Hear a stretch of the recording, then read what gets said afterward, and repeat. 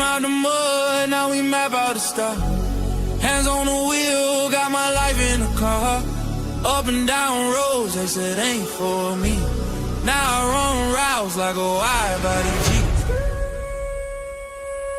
Selling work on the trunk, I was freezing at lights. Eating chips for dinner, counting quarters at night. Now it's bags in the back, got them strapped to the seats. Every mile one prayer, one now police. State line after state line, I was chasing a shot at mile marker. Felt like a ticking clock. Hit a rest stop shower just to rinse off the pain. Then I doubled that flip, did it all again. Highway to the million, I'm leveled it. Turn that stress into stone, then I built with it.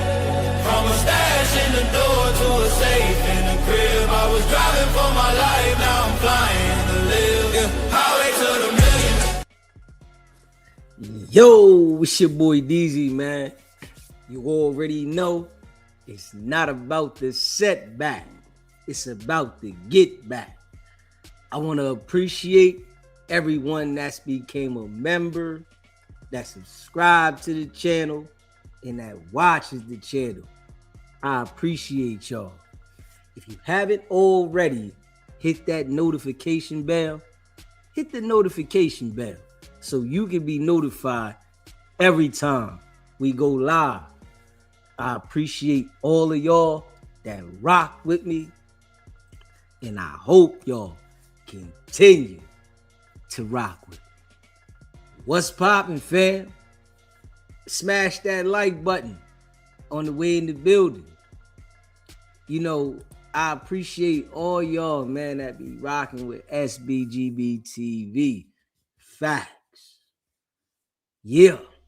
And we back at it. You know, a little late today, but we back at it. And we gonna go over Adam and Wack running they play on the members. Pay attention to the game. You hear me? Adam and Wack, they together, man. Straight up. They together. You know, Adam's all about the content. And I know for a fact Adam don't care about none of them people that are on No Jumper. This is business. We the business. You hear me? You got to understand this, right? Wicked100 is going to do whatever to try to get these niggas to play themselves, to get themselves indicted, put them out there, because he don't care nothing about the gang culture. Now, when we listen to this joint we about to go over, right? Wicked100 is trying to keep the gang beef stirred up at No Jumper. Adam is trying to act like he wants to segregate the gang beef. All right, we gonna put the people that like to go at you over here, the people that you like to go at over here, and we gonna separate it, but we gonna keep the gang beef, right? And then Hefe, you know, he's still doing content, right? He calling home saying, Adam, you need to get some real members up there, right?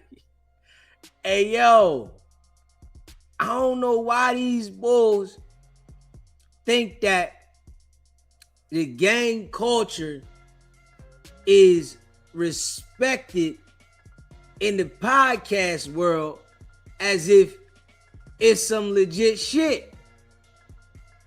I'm just being real. These dudes have been manipulated to play themselves out of position.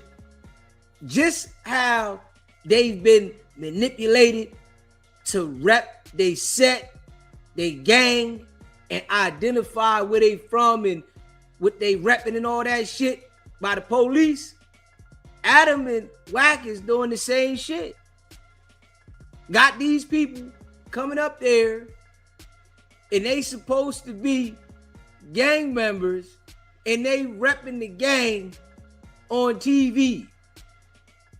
Let's just be real. Where do you see on TV besides No Jumper, the biggest podcast, do you see the gang beef getting to the point where it's really ready to go left? No Jumper. Who do you see encouraging it? Wicked100. He's the one that loves for it to go on because he with the gang task force. So of course he want the shit to still go up and he want everybody to beef because he with the gang task force. It's his job. He's able to get valuable information, and all the gang members that do content, right? All they do is provide intel of what's going on in the set. This nigga beefing with this nigga, that nigga beefing with that nigga. They name dropping all the people in the sets. So the feds, LAPD, they don't gotta go to the neighborhood until it's time because the niggas on the internet is name dropping. They got the nigga in jail with a life sentence, B. Brace. He name dropping everybody who beefing with this and no Zark Zone, and this shit is wild. I can't even hold you. This some other shit. You know what I'm saying? Hey, man. This the time to be a law-abiding citizen. Straight up, this the time. You can report on the content and watch these niggas fall. Because if you repping the gang, you gonna fall. It's just a fact. You know what I'm saying? Because you got niggas around you that's on that. You hear me? You got niggas that's on that. I'm just keeping it a buck. You know, and Wicked100 ain't going nowhere, man. No. Wicked100 ain't going nowhere. I'm gonna tell you that right now. Nah, because how he playing the game. He's moving strategically while manipulating shit. And I'ma just keep it a buck. Niggas ain't on that. You know what I'm saying? He's valuable for them people. He's getting the information that needs to be put out there with this set, that set. Everybody that he deals with, they're throwaways. Straight up. Everybody's a throwaway. He got everybody crashing out with everybody and manipulating this on the dead homies. That nigga ain't going nowhere. Got all throwaways out there. Straight up. And niggas don't see the shit until he start going at them. But it's too late. Straight up. It's too late. You know, you already marked. You marked already. And the boys playing dirty. Him and Adam, they doing what they doing. Adam acting like he ain't feeling it, right? Because Munchie B and Sporty Face rolled out. That's the manipulation to try to get Munchie B and Sporty Face to come back. Let me see if I can manipulate these niggas, right? To see, all right, I'm gonna go at Wack and act like, yo, I ain't feeling this shit, Wack. I mean, I'm gonna separate this now. Why you ain't separated from the door? Huh? Why you put the podcast together with one of Wack's flunkies so that he can beef on the show and make it look like it's ready to go all the way up. You could have, nah, Wack, we ain't doing that right now. We're going to bring him on this show. Adam's been doing this content long enough to understand what's going to cause the friction. If Munchie B and Sporty Face ain't say, man, I'm up out of here, and really make the move, Adam wouldn't be talking about moving the boy J Hood on another show. Nah. But it's because they said Adam would go. You go ahead and let him go ahead and do his thing. And you listen to Wack. Wack is like, oh, so just they ran, the boy J Hood ran Munchie B and Sporty Face up out of there. Man, if Munchie B and Sporty Face was smart, they'd just run their content on their channel. They already grasped the following. They don't need to be there no more. All they can do is grow from here. Straight up. Them going back to no jumper is only going to put them in a situation. You know what I'm saying? Just keeping it a buck. You know, Adam is about the content. This is what these niggas don't understand. Adam is nobody's friend. Just keeping it buck. I don't know why niggas think Adam, this is a white man. He think that he's cool with niggas? Hold up, this is business. I'm not your friend. Straight up, this is business. I do business with y'all. I pay y'all $150 episode. Y'all come up here, do what y'all gonna do for the episode, get your $150, roll, I get the content, see y'all next week. That's it. Y'all get exposure, get your channels built up. It's up to you if you know what to do with it or not. I'm gonna get the content off you niggas. But these niggas don't understand it, you know? And we see all the people that get put up there, they don't understand it. Nigga, you shouldn't be at no jumper repping no set. Straight up, on the dead homies, nigga. You shouldn't be at no jumper identifying your set. They got California so lost. You hear me? California is so lost that they gonna get y'all niggas out there every single time because they got all of y'all feeling so comfortable with repping criminal activity, criminal organizations, nigga. Straight up. There's not one gang in California that's doing legal shit. I'm just being real. Come on now.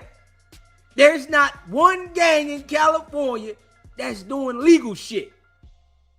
It's a whole bunch of illegal shit, and niggas thinking because they gave y'all the ability to rep it loud, oh, it's not illegal to be in the gang. Nigga, everything that's going on inside the gang is illegal.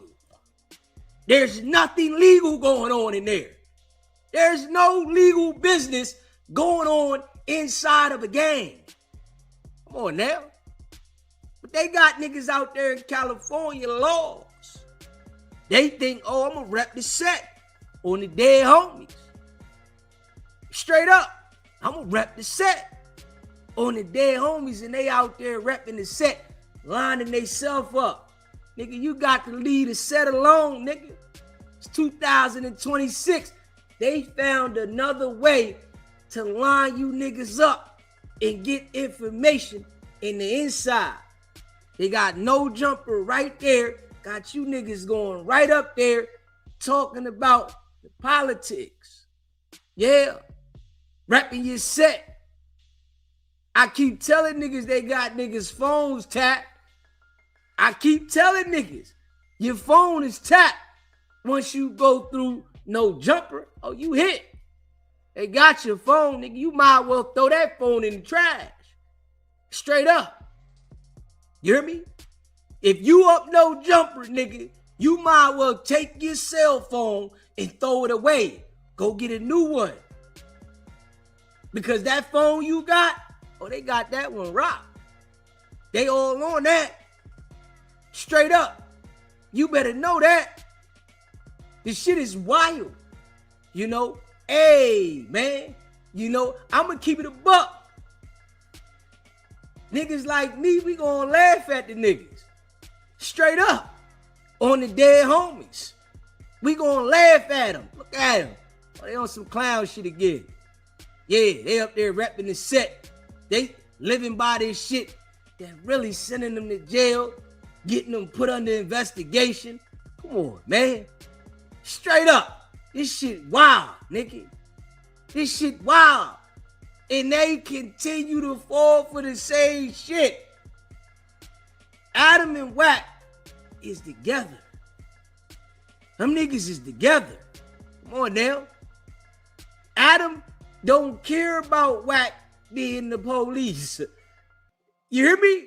That nigga don't care about that. He know Wack the police. Them niggas know Wack working with them folks. Niggas know that.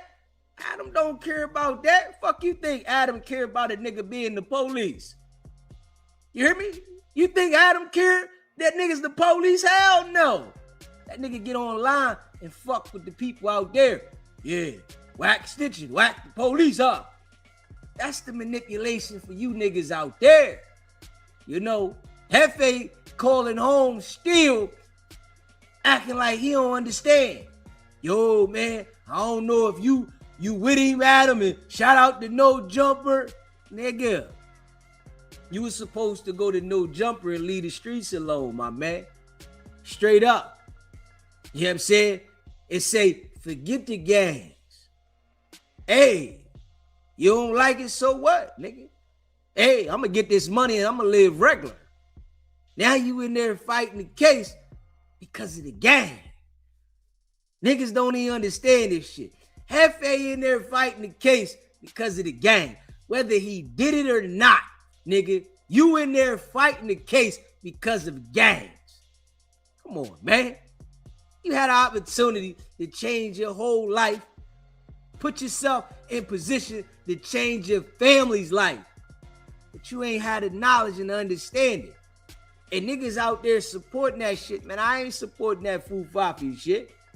You hear me? They all ain't Hefe. Ain't nothing smart about Hefe. Nigga, because if he was smart, he would have took his opportunity, took it to the moon. You took your opportunity and went to jail. Come on, man. That shit don't make sense. If we being real, nigga, you took your opportunity and went to jail, man. You supposed to take your opportunity and get it cracking. Okay, yeah, I got the opportunity now. I'm ready. All right, let me strategize. You ain't got to tell the niggas in the gang that you stepping back from the door. Just pull back yourself. You get an opportunity, you start pulling back yourself. You don't got to announce to the niggas that I ain't messing with the gang. Just start pulling back. Stop showing up. Man, I can't make it right now, bro. I got some shit to handle. Yeah, I might be there later. And don't show up. You hear me? You know how many times I used to tell niggas I'm coming and don't come? Yeah, I'll be there. Yeah. And don't never show up. Nigga, because I'm strategizing. I'm putting my exit plan together. Yeah, I'll be out there. Yeah. What's going on? All right, here I come. All right. Damn, nigga, you ain't coming. I had some shit to do. Yeah. I ain't got to tell a nigga I ain't on that tight time no more. You ain't got to be blatant. See, niggas ain't thinking. You ain't got to be blatant and tell a nigga, man, I ain't on that time no more. All you got to do is play the manipulation game. Yeah, I'll be there. But you thinking, man, I got to make an exit plan. I'm over here making bread. Think about this, right? and Hefe is sitting in a jail cell making content in a jail cell. If he would have just stayed at the crib and made content, he would be a free man. Why you got to go involve yourself with the gang shit and then go to jail and want to do what you already had in position and designed for you to go to the moon? And I'm just being real. Nigga, you had this in position to go to the moon. Pew, I'm out of here. Got one. Got my following up. Niggas know who I am. Now you in jail trying to do what you were supposed to do on the street. Come on now. Niggas don't understand that. You can't go nowhere. See, this is what niggas' minds is peewees. You couldn't discipline yourself to stay in the crib and make content. You had to go out there and be with the gang. So the jail, the legal system has to discipline you to make you stay in place so that you ain't on the street and now you gonna make content. Come on now. Make it make sense. See, I know I be thinking different. I understand that. And I know some of the shit I say might be far too fetched for niggas to understand because they lost in the sauce. They want to think gang politics. And I don't care about none of that shit. I don't care about no street shit. I get an opportunity to get on the screen and I'm talking and y'all know I'm pulling it from the muscle. Shit.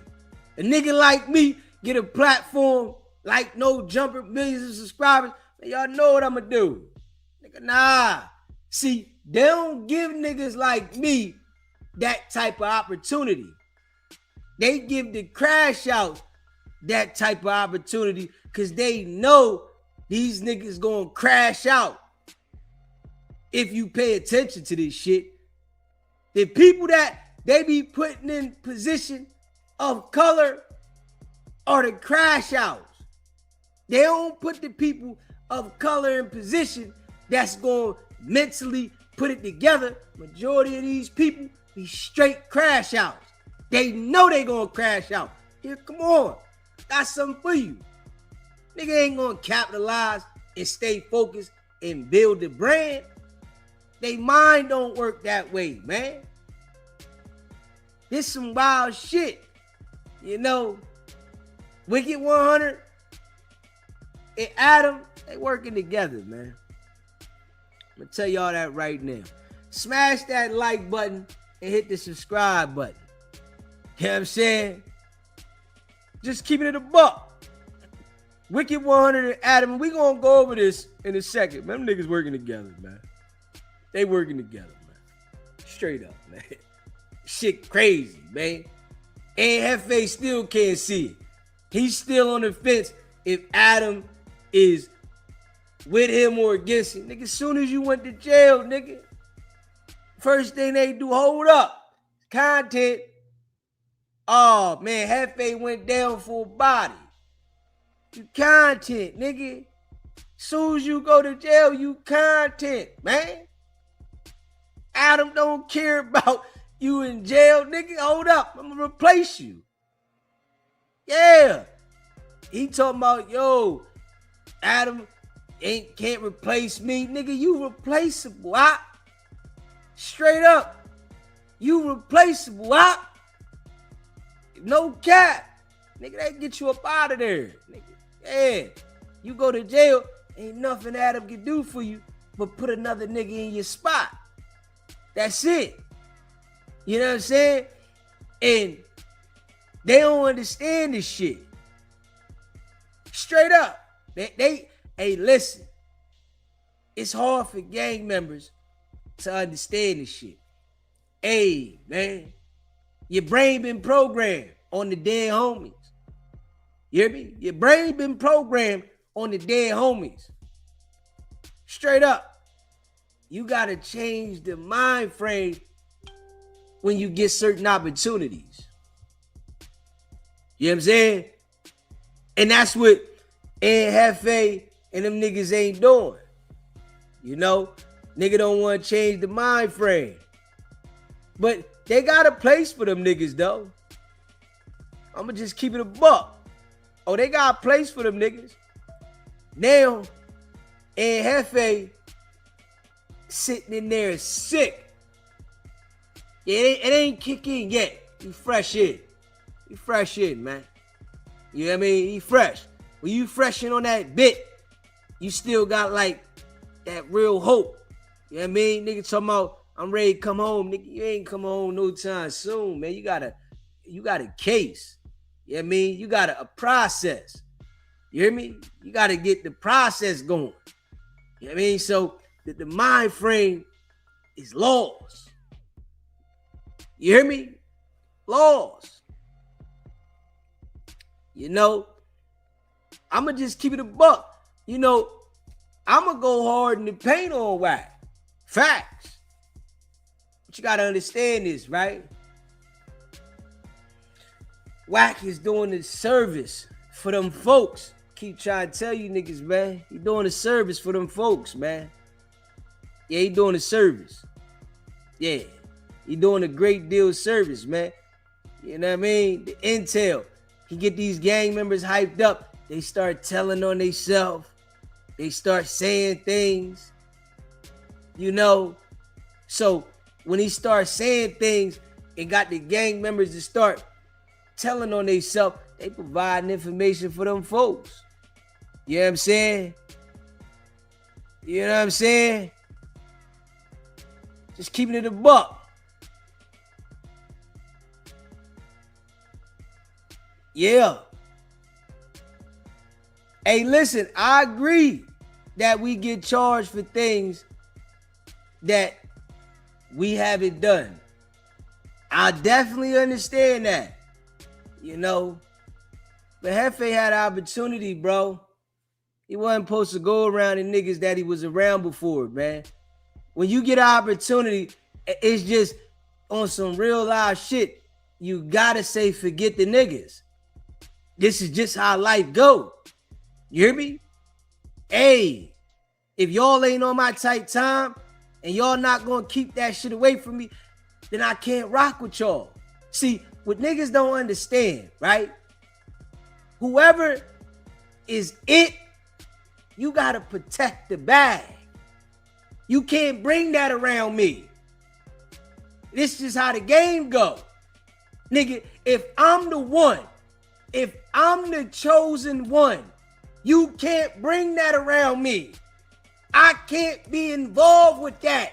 I'm the chosen one, nigga. Niggas don't understand that though. And I'm just gonna keep it real.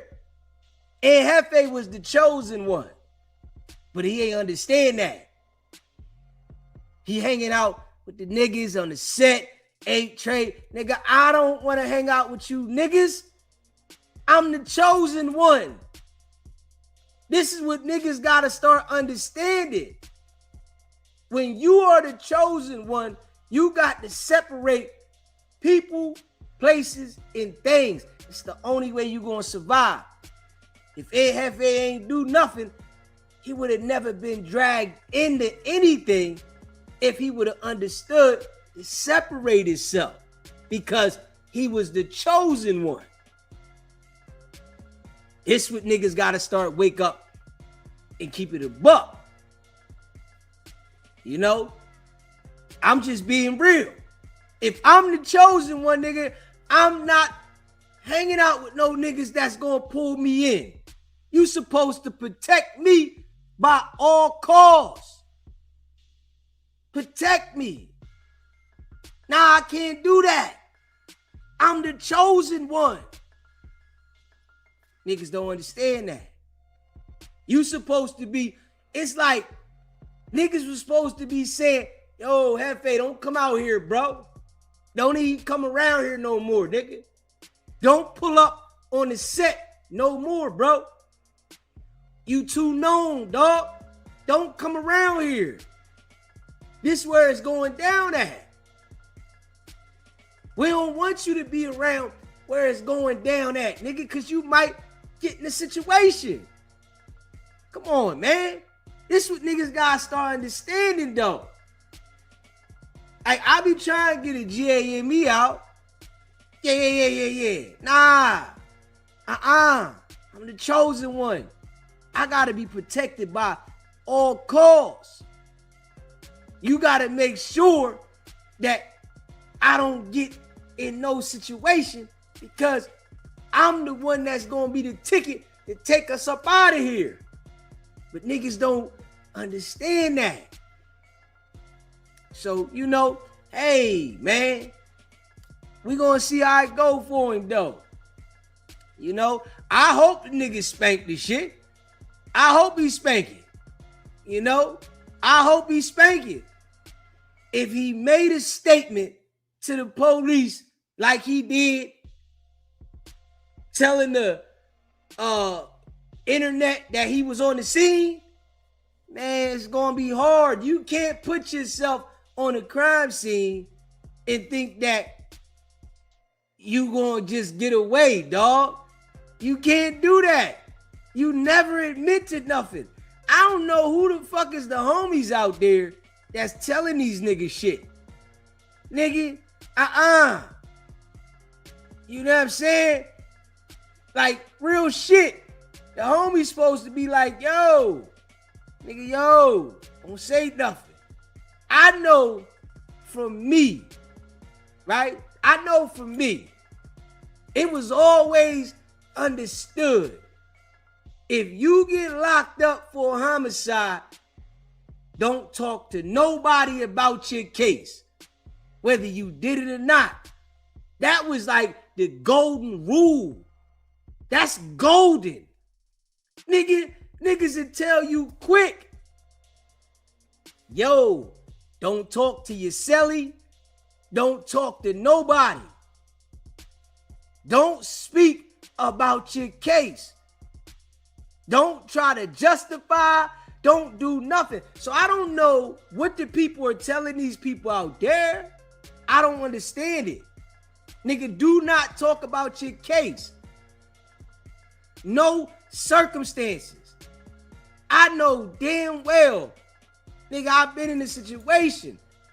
I'm never talking to my celly. I done seen niggas go home off of dropping a dime on a celly with a body. I done seen it.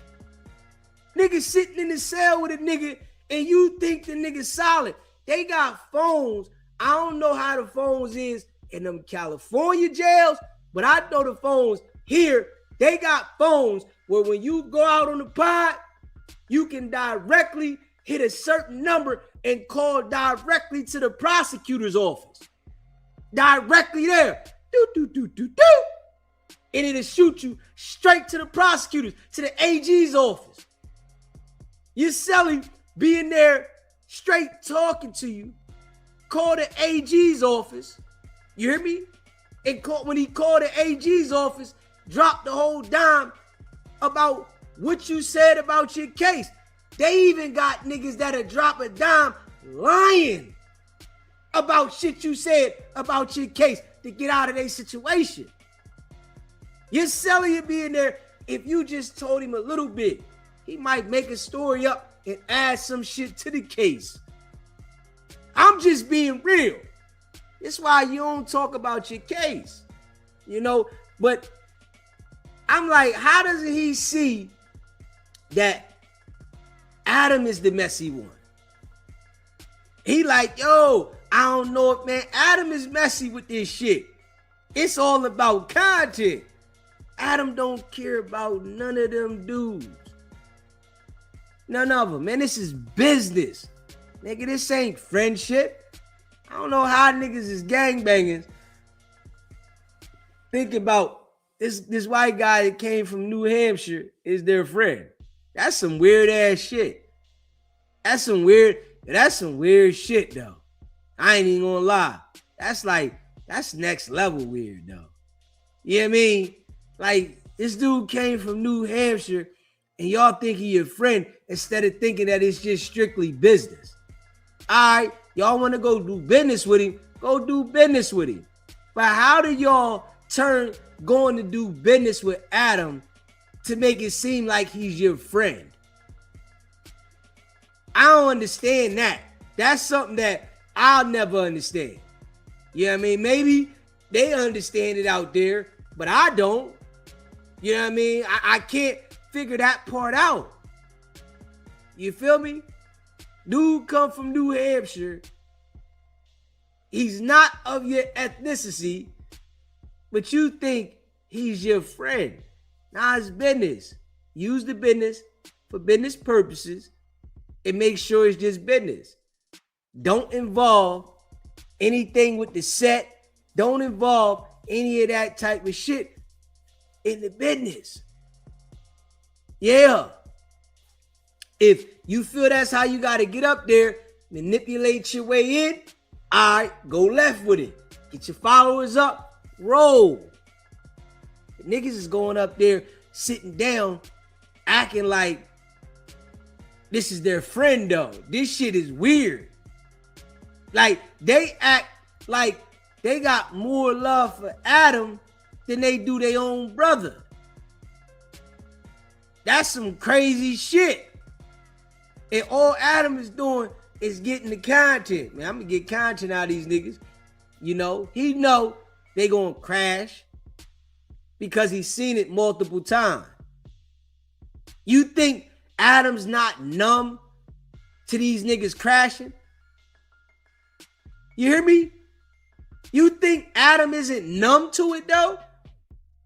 Come on, man. He done seen so many niggas crash. All right, it's another one. If he get out, we'll do content again. If he stay in jail, hey, our time together was real. We had fun. We did content. Straight up. Come on, man. But, you know, I guess, you know, it's hard for niggas to understand. Yeah, it's hard for understand. Hey, listen, I'm just thankful that I ain't come up with that mindset. Yeah, you know, understanding that Adam's using you niggas for his business purpose in y'all throwaways. And Wack brings more content to the podcast. Yeah, he bring a lot of content to the podcast because he bring controversy. BS got these niggas beefing with each other. You know what I mean? They beefing on the dead homies, on the set. You know what I mean? Adam sit back like this. Ayo, y'all gotta watch Adam though. Take a look back at the content, right? When J Hood and Sporty Face was up there, get into it. Adam sitting there like this. Straight up. Adam sitting there just like this. You think he give a fuck? You think he care? Nigga, it's my business. I don't care. Y'all go ahead. Damn, should somebody go out there and film it? You know, I ain't worried about no liability because they gonna keep it in the street. That's what Adam said. You know, so I ain't worried about no liability because them niggas gonna keep it in the street. So I'm good on the liability. Yeah, I'm good. You know what I mean? Ain't nothing gonna happen. They gonna keep it street. None of them niggas gonna call the police. None of that. Yeah, if they go outside and one pop the other, hey, so what? Fuck damn niggers. Fucking niggers. Fuck they gonna do? Fucking niggers? Hey, fuck him. Ah. They don't understand that part though. You know, hey, man. I guess, you know, I'm seeing something that some people ain't seeing. You know what I mean? Hey, man. If they gonna crash and, you know, play themselves, what can I say? I'ma just talk about it. You know what I mean? Smash that like button and hit that subscribe button. If they gonna crash and play themselves, what must I say? These niggas gonna do it again. You know what I mean? on some real shit. Smash that like button and hit that subscribe button, man. Yeah, shout out to all y'all. We're going to check this out in a second here. Shout out to all y'all that rock with the channel. You know, if niggas going to just crash, hey, man. You know, like I said, though, I hope Hefe spanked the shit. What I'm saying is, if he don't shut up, he's not going to spank it. That's all I'm saying. You hear me? I hope the nigga spank it. But I'm just looking at the real, right? And it's like, I understand everybody don't understand this shit, right? And it's okay, right? Because I'm sure any nigga that had been to trial for homicide, they would be like scratching their head right now with Aunt Hefe talking. They would really be like, hold up. Come on, bro. You just chill. Hold up. Give it some time, homie. Relax. Hold up. Hold up. Chill, bro. I'm just being real. You go ask a nigga that is a lifer. You know what I mean? And I was on live earlier, right? I got the attorney's number. If y'all was on my live earlier, I got the attorney's number now. And I told him I'm going to have him call into the show and I'm going to have him speak on some of this shit. He was like, what we going to talk about? I'm going to say, I'm going to relay it to you first.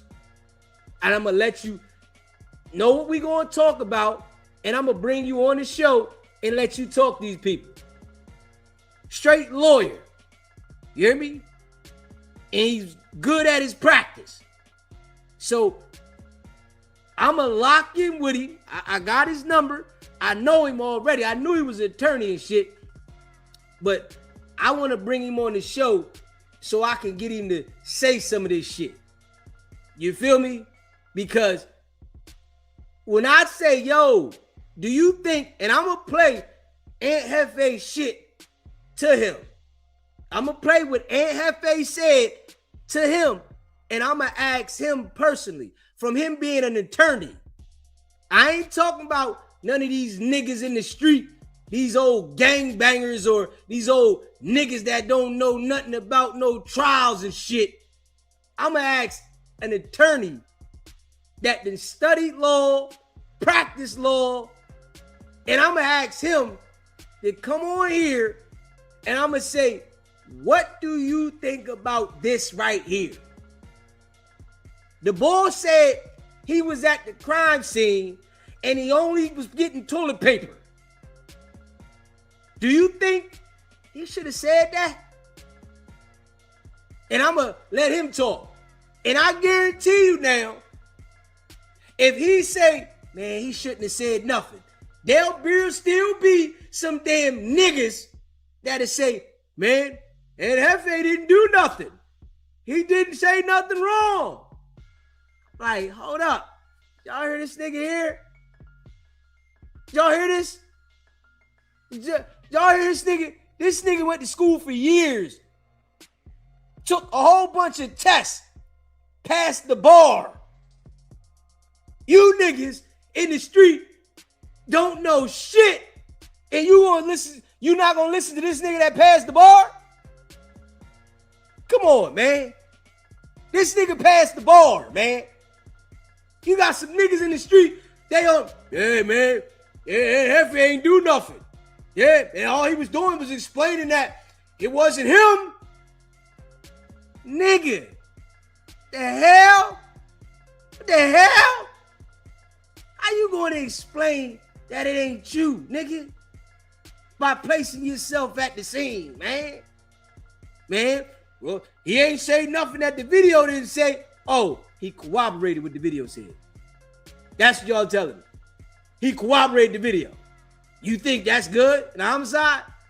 Come on, man. This shit is, it's like, it's sad, man. It's sad, man, that our people got these type of minds. Straight up. It's sad. Now, I'm going to use this as an example, right? We all know, right, that Donald Trump, now I'm going to say the president now, did a lot of foul shit. You hear me? We all know that Donald Trump did a lot of foul shit. You ain't hear Donald Trump admit to nothing that them people were saying he did. No matter what they said, if he knew he did it, he wasn't trying to explain to the American people why he did it. I don't care if y'all knew. They had videos out here of Trump saying he was going to grab the women by the nookie. That nigga ain't admit to that shit. And it was videos of him saying it. So what are you supposed to say? Man, I'll just, hold up. Nah, I ain't admitting to that. Hold up. I ain't going to justify the shit that y'all said. Let me go to court. When you try to justify and admit that you was around something, you play yourself, man.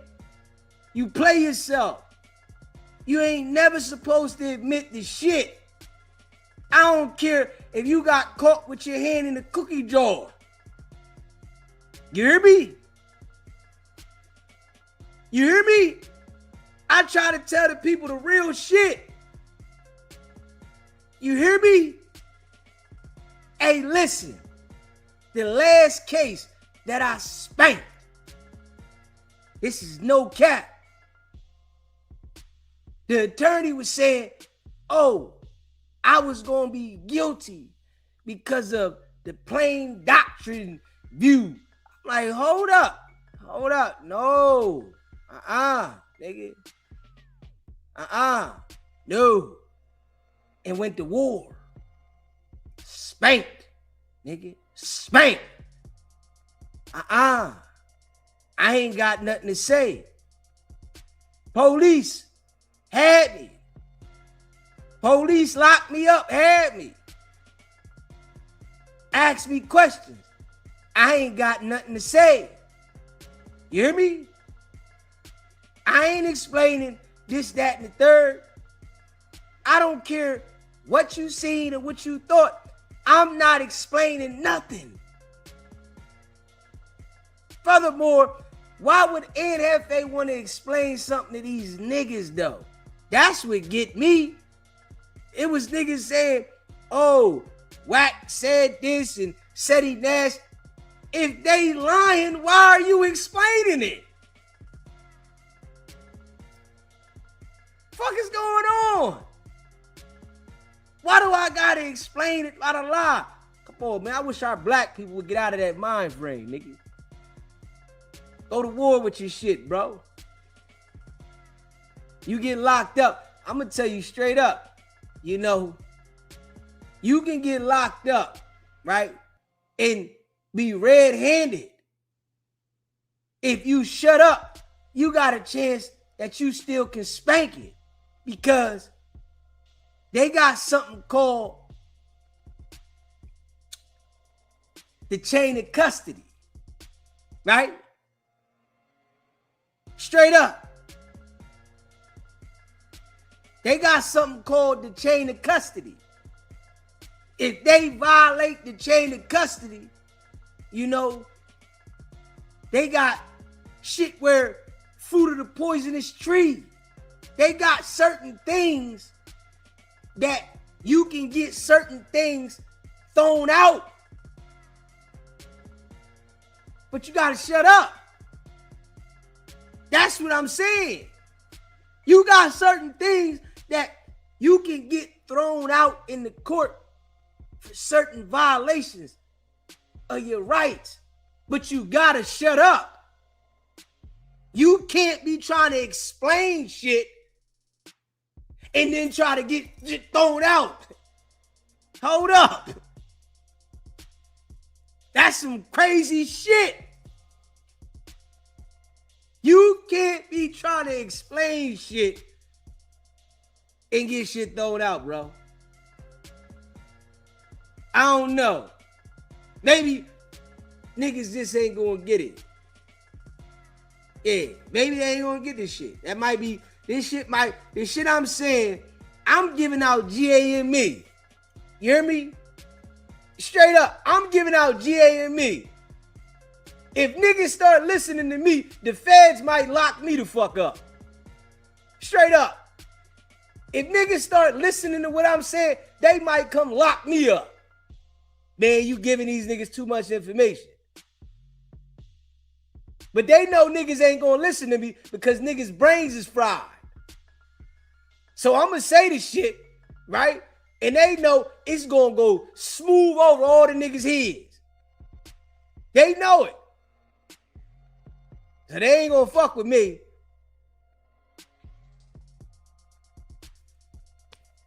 Yeah.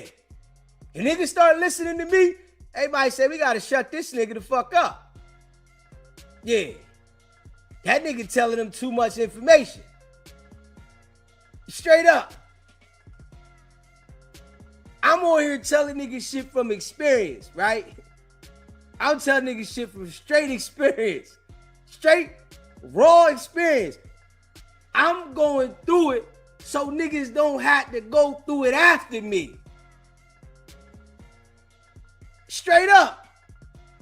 I'm going through the shit so niggas don't gotta go through it after me. Yo, come on, hold up.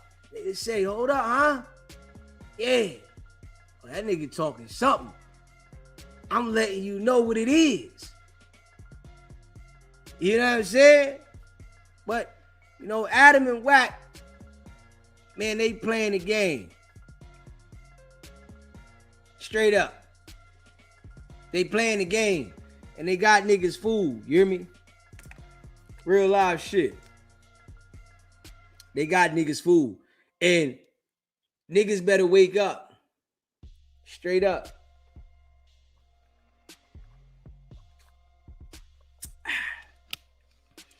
Hey, if niggas don't wake up,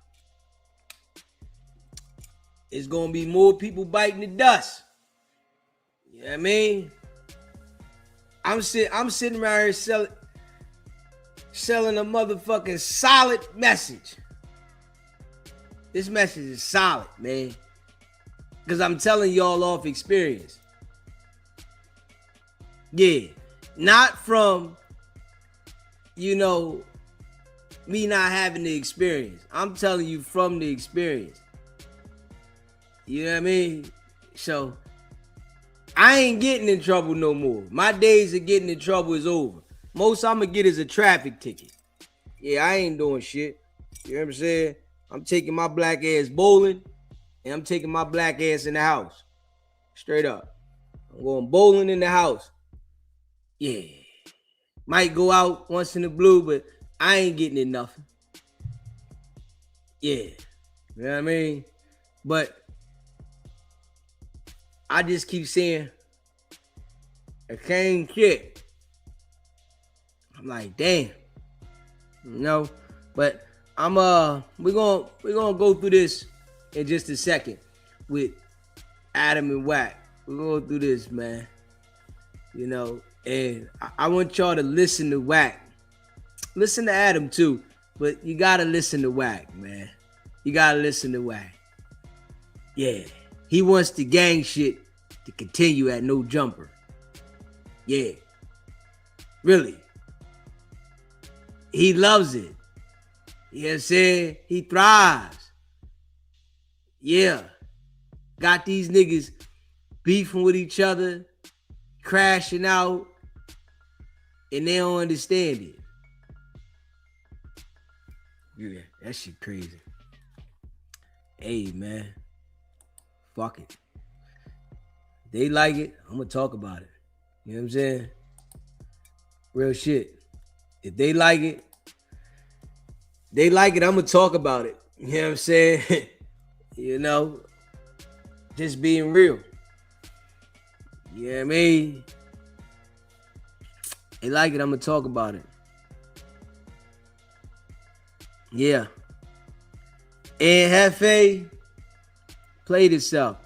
I hope he spanked the shit, but at the same time, I hope he shut up. I'm telling y'all, real rap, if he don't shut up, he's not gonna spank the shit, man. He's not gonna spank the shit talking, man. He's not gonna spank the shit talking, man. It's not gonna happen. It's not gonna happen, man. Him talking is not gonna help him with his case. You gotta be quiet, man. You know what I'm saying? That's what people gotta understand. You gotta be quiet. When you be quiet, you got a better shot. You know what I mean? Straight up. You know, hey, listen. I think it's bad for Big U and Lil Durk, right? But one thing I can say about them niggas, they not talking. You hear me? I think it's bad for Big U and Lil Durk. But one thing I can say about both of them is that they're not talking. Come on, man. Straight up. These niggas is looking at a whole bunch of time in jail. Them niggas is quiet. They trying to fight their case. And Hefe, Loose Cannon, these niggas is talking. That shit is fucking ludicrous, man. That shit weird as hell. Like, I can't even lie. That shit weird, though. That shit's weird. Nigga, you supposed to go in a fucking turtle shell.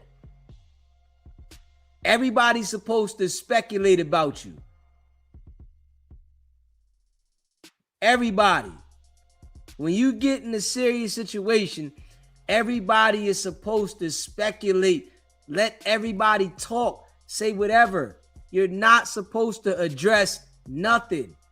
Go in the turtle shell, nigga. Do your homework. You know what I mean? I don't know why the homies... Now, I do know why. I said it the other day. The reason why niggas ain't telling other niggas to chill is because all the gang members are jealous of each other. That's why. All the gang members are jealous of each other. And this is why they're not telling each other to fall back, and they're not trying to help each other. Everybody's jealous of everybody. That's why. You know what I'm saying? They just jealous of each other. One nigga got more shine than the other, and they just jealous. So they want shit to happen and then act like, oh man, what happened, homie? Damn, man. Oh man, they got the homie. That shit crazy. You know what I mean? Yeah. Munchie B, Sporty Face. You think that niggas like that Munchie B and Sporty Face is getting attention from No Jumper? Hell no. Hell no. Nigga, when you start getting the light, it's like you're it. You know, you it. So you gotta move different. You gotta do different shit. You know, but I guess some of them niggas don't understand this shit. You know, because if they did understand it, you know, they would move different. Man, you niggas got opportunities, man. Yeah. Man, gangs everywhere is weird. Gangs everywhere is weird. Just being real. Gang shit is weird everywhere. Just being real. But what we see here is these niggas is catching homicides and they all want to go to the internet. These niggas is catching cases and they want to go to the internet. That's what I'm seeing. So let's stick to that. Gang shit is weird, but these niggas is catching cases and they want to be on the internet. That don't make no damn sense. You know? Smash that like button and hit that subscribe button. That don't make no sense to me. Yeah. I can't nobody explain that shit to me. I couldn't even hear an explanation for that. You know what I mean? I couldn't hear an explanation. Nigga, when you catch a case, you go silent. ASAP. Rumble your case. You beat your case, you come back, and you give limited detail if you do say something. You know what I mean? Limited. You know what I mean? You really don't want to talk about this shit. Yeah, I got through that situation. You know what I mean? Limited detail. Let some time go by. But, you know, nigga gonna regret that shit. You know what I'm saying? They gonna regret that shit. I hope niggas stop talking, man. You know what I'm saying? Smash that like button and hit that subscribe button. Yeah. Hey, listen.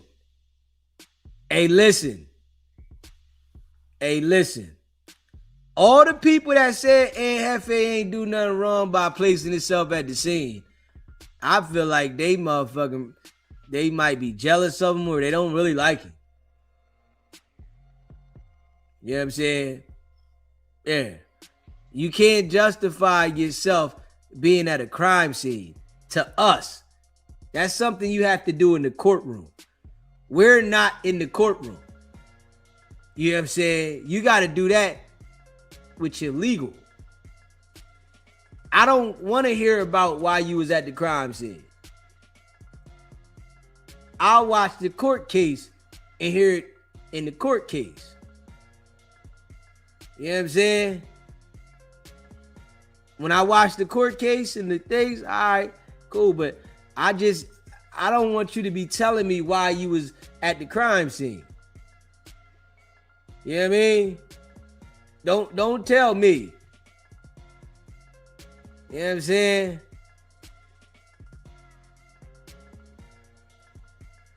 Straight up. Yeah. Don't tell me. You know what I mean? Because I can't do nothing for you. That's what, you know, FA gotta understand. The people in the world can't do nothing for him. Can't nobody do nothing for him by telling us. That shit do more harm than it do help. You know what I mean? If he was to understand that part, you know, shit's crazy. It'd be a lot better. Can't nobody help you, man. You know what I'm saying? Your job is for your attorney to find the loophole to put the pressure on the prosecution. You know? Suppress the video surveillance. Suppress the evidence. See if the chain of custody was bad. That's Hefe's job. But when you go and say you was at the store buying toilet paper, how you gonna suppress any evidence, man? If we just being real. If you tell the police in the world you was at the store buying toilet paper, how are you gonna suppress the evidence? Yeah. Hey, listen. I'm gonna be real. The police could pick me up and lock me up and say they seen me on video this, that, and the third. I'm not explaining to you niggas why they said I was on the video. You know what I'm saying? Fuck, I'm explaining to you niggas why I say I'm on the video. You know what I mean? Let me go ahead and rumble this shit, right? Let me rumble. And I'm going to suppress the evidence. And I'll let my lawyer say why I wasn't on the video and it wasn't me. Nah. And it's like, I'm going to say this again, right? And I guarantee you Ed Hefe don't know this. I guarantee you he don't know this. If you admit something to your lawyer, they got a duty to the court. You know what I'm saying? Their first and foremost duty is to the court. It's not to you. That shit that they tell people, anything you tell your lawyer is confidential, it's a lie, man. That's a lie. I want everybody to know that. I want everybody to know this. If you admit to a crime to your lawyer, you fucked up. Yeah, I just want people to know this, man. I just want people to know this. You know, for the people that rock with me, I'm going to just give you free GAME, man. Yeah. You don't admit nothing to your lawyer. No matter what, if you did it or not, you never admit that you did something. You never do that, man. They got a duty to the court, man. Yeah. They got a duty to the court, man. Yeah, so, you know. I hope, homie, the best. You know what I'm saying? But if he don't shut up, he ain't got a chance. I'ma just keep it real. He gotta shut up. You know what I mean? Just be quiet, man. Fuck doing content, man. Chill, relax. You know what I mean? Relax, man. It's gonna be all right. Fight your case. Then you can come back and do all the content you want. You know what I'm saying? Straight up. You know what I mean? Because now I'm gonna tell you something else too, right? You know what I mean? We're gonna get into this joint in a minute, right? I'm gonna tell you something else too, right? Now, like your attorney, right? When you start admitting that you was on the scene and shit like that, you do gotta remember this, right? The attorneys, they all are attorneys. All three of them. The prosecutor, the defense attorney, and the judge. They're all attorneys. They all go to school for the same thing, right? So, if the prosecutors tell your attorney he admitted that he was at the crime scene, right? He said he was buying toilet paper, right? And then they show some evidence that shows otherwise, right? They'll give this to your attorney and let your attorney know this is what we got, this is what he said, and if he don't tell us about the other niggas, right, then we can't help it. And you know what your attorney gonna do, right? Your attorney gonna come to you and say, man, we can fight this case, but this is what they got, this is what you said, and it's not looking good for you, right? You said you went and got the toilet paper or whatever but this is what look at this video right here. Look at this right here, right? Look what time you came to the spot. Look what time your cell phone hit off the towers. Look at this, right? Look at the text message, this. Like, your attorney be telling you quick, man, the best thing you can do is help yourself. Yeah. You know, or you can take it to trial and we can roll the dice. You know what I mean? But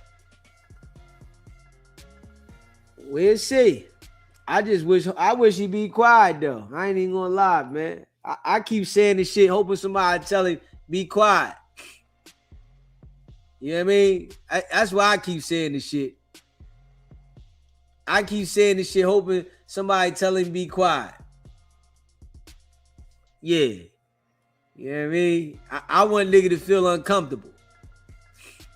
You know what I'm saying? I want him to feel uncomfortable. I want people to be saying shit to him, man. That nigga SBGB TV, you know, and hope a nigga telling, yo, man, just be quiet, bro. That's what I'm hoping. You know what I mean? Stop talking, nigga. Don't keep telling us this shit. You ain't helping yourself talking to us, nigga. You know what I mean? Yeah. I don't want to hear. Ain't no way I should have known that he said he was buying toilet paper. There's no way I should have known that, though. You feel what I'm saying? There's no way I should have known that. Like, and on some real live shit. This is just me keeping it a buck. There's no way that I should have known that he said he was buying toilet paper. There's no way. Before he goes to a preliminary hearing? Come on, man. Yeah, I think that nigga got a preliminary hearing coming up on the 17th. You know, because when Alex Alonso was talking about him going to court, you know what I'm saying? I think he got a preliminary hearing. You know what I'm saying?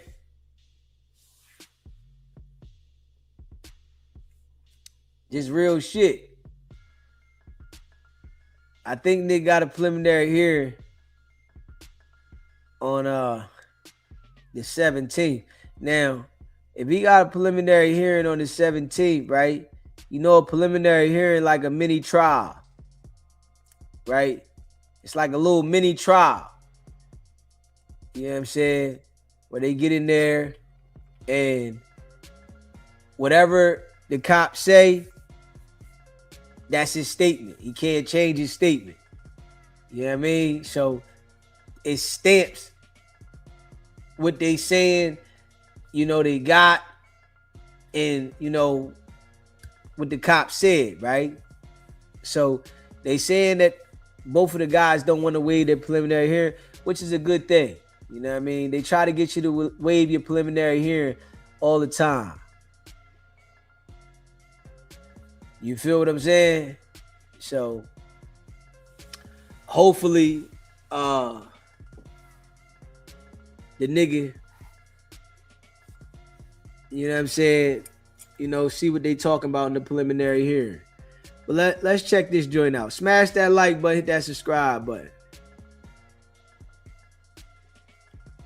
Me figure out a couple other hosts, and then I would like to rewind the clock. Why would you remove J Hood? Re-simplify the Tuesday show to go back to the Adam Lush, Spody Face, and Munchie B dynamic. Now, So you want to show the people that them niggas is scared to be in a room with J Hood. J Hood ain't tripping. I think that, okay, J Hood ain't tripping. out of the No Jumper Show episodes, I think we could have Tuesday as the Whack Haters episode, and then we could have a second episode later in the week, Okay, on let me Thursday, ask which would you be the something. Whack Lovers. Let me ask you. No. And we film our episode usually on Thursdays too, so maybe you could kind of dip and dive in the Let me Thursday ask episode you a with J question. Hood, right? So you pretty much gonna let the world see that.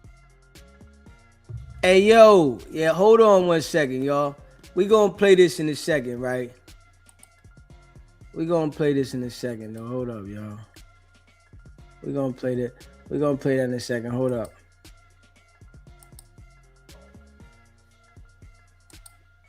Hold up, y'all. We're gonna play that in a second. All right. We're gonna play that in a second, though. All right. We're gonna play that in a quick second, y'all. Hold up. I gotta play this real quick, though, y'all. Hold up. I want y'all to check. Hold on. We gotta play this real quick, and then I'm gonna play that in a second. Hold on. I gotta step away for a quick second. Hold on. Play this real quick. Smash that like button, that subscribe button. Check this out. Bubble Butt, you trying to remove yourself. Let me tell you how it all started, everybody. Mozzie came to me, approached me with a business opportunity for a deal to run a TV show off his network. So when Mozzie and Travis Ford came to me, I thought about WAC because I brought up the idea, let's do an exposure podcast. So we go to a dinner meeting that we set up that same night. And when we set up the dinner meeting or whatever, it was Mozzie, it was Jay Reed, and it was Travis Ford. Mozzie introduced Jay Reed and Travis Ford as his business partners. Me and Wack was coming in on another end. So I don't know what's the narrative that they trying to push, like Jay Reed don't have nothing to do with Doc or anything like that, when basically it was all connected. Mozzie never knew Wack until I introduced Wack to Mozzie. Second of all, the no jumper incident, Bubble Butt knew exactly Jay Reed was coming up there to talk. He knew the discretion and this discrepancy when it came down to the numbers and the false statements that they was presenting, acting like they Dosh Network was doing this amount of numbers and had this amount of subscribers. So all those false rumors and acting like you don't know anything and trying to separate yourself. This police report been out for months. There have not been no charges. So if he's doing a lawsuit or whatever, that's what he's doing, a lawsuit. But I don't have nothing to do with none of this stuff. Y'all can stop lying. Y'all keep talking about people telling, snitching, ratting, all that stuff. Wait until August 13th come out.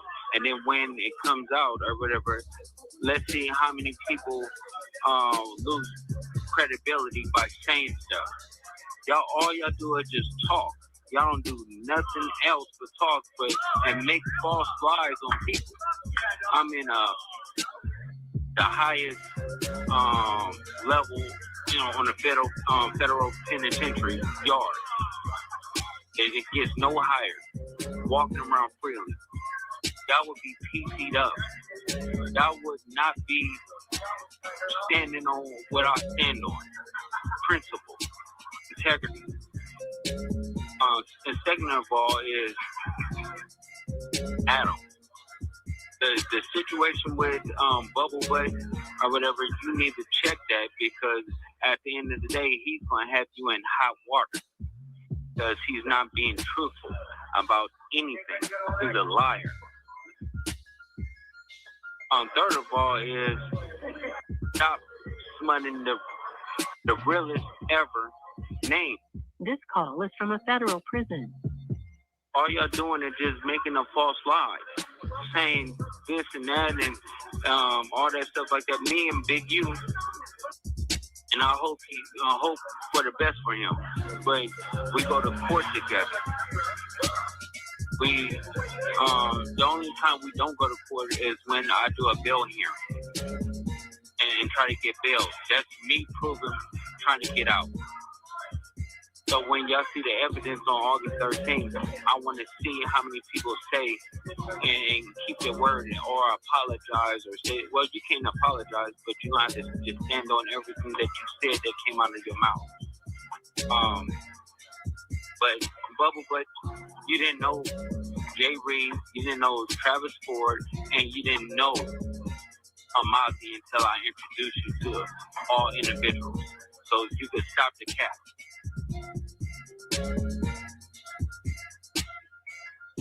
Now, y'all hear that, right? Loose Cannon is definitely cooperating, right? And Wicked100 told everybody he didn't know Jay Reed was coming up there. To the vehicle, if you pay attention, you see my lights come on, right? Yeah. I don't even know this other motherfucker. I don't know if he with the entourage or not. Well, who claimed the gangsters? The dude in the back, whoever this Jay Reed dude. He did it. I never heard of 11-8 Gangsta Crip. I'm like, right, you telling me what we doing? This is just that. This is just that. I ain't never did this. You talk me into it. I don't want to fuck with this unstable. You gonna send me a picture of the old nigga in the hospital bed? You want on the street? What got to do with me, bro? What the shit? Nigga laying in the hospital bed. You done signed the contract Sunday, like you said, nigga. I wouldn't be calling you today to know the nigga in the hospital bed. Hey, so wait, the whole time it was him holding up on the contract? I'm dead on. Ass nigga. Whoa. Hey, bro. Hey, you pressing him so hard. I'm sitting there laughing. That's how you know, bro. He stopped answering the phone for 2-3 weeks and then gonna tell me I was opening up some deal collecting shit in Atlanta. Bro, that's cool. What the f to do with the business, homie? I don't know nothing about, you know what I'm saying? He ain't knowing. I'm gonna tell you like this. I ain't never. My first time meeting was the first time you met him. I mean, the first time we met. You see what I'm saying? So like this. But I was already just telling Trav like, hey, bro. Soul Jumper, Flash, after stuff. Go, we had to look for my nigga. Hey, my nigga, she ain't even answering my phone. He was relationship, bro. And that's NBA YoungBoy manager, because he brought the deal with the little Tim shit. You know this nigga tell me? What? So you telling me little Tim is the one that shot King Bond? Oh, man. I just thought you. I said, dumbass nigga. Never. We had 10 episodes, and we had it before Dirk even went to jail. You stopped answering the phone. Hey, listen, I swear to God, if I'm lying, I'm fine. I've been telling this nigga to push the button, bro. It's just a nigga in the way, bro. Who's in the way? Man, somebody, you know what I'm saying? Some niggas be scared, man. You know what I'm saying? I just think Travis be holding out. I think Travis holding out, bro. That's all. Yeah, I see. That's loose. That's loose issue. I don't know. I'm gonna make sure that I take care of that. That's loose issue. I don't know that like that. You know what I mean? I just think like when people don't understand business. You don't have to say anything no more. I'm gonna break his face when I see him. That shit is weird, cause this nigga, the main nigga running around screaming niggas name. Yeah, I'm gonna break his face when I see him. When these niggas is weird, I'm like, oh, what kind of shit? Yeah, you know, I don't like being associated like that, cause you know what I mean? I don't like phone calls. You know what I mean? I don't like setting up situations and niggas got me looking funny because, like, you a Pyru, you got Cannon from neighborhood, you got me from gangsters. Like, come on, man. I'm all in the circle the wrong way. Nigga, we been going hard on this shit about this shit. I'm already knowing. Niggas been going hard. You gonna kill me again? I heard Daddy laying up in the hospital. What do you have to do with him? Should have nigga up here with a funeral to smother his nigga playing. I'm over here promoting everywhere. Asking you who did it. You out here, nigga, putting my name and shit, nigga. I'm like asking you who did it. Nigga. Like your chin, nigga, on Crip, nigga. I'm like asking you who did it, bro. You said somebody did this. Who did it? Nigga. Who did it and who tried to line who up? I'm trying to get what you saying. You heard the messages, nigga.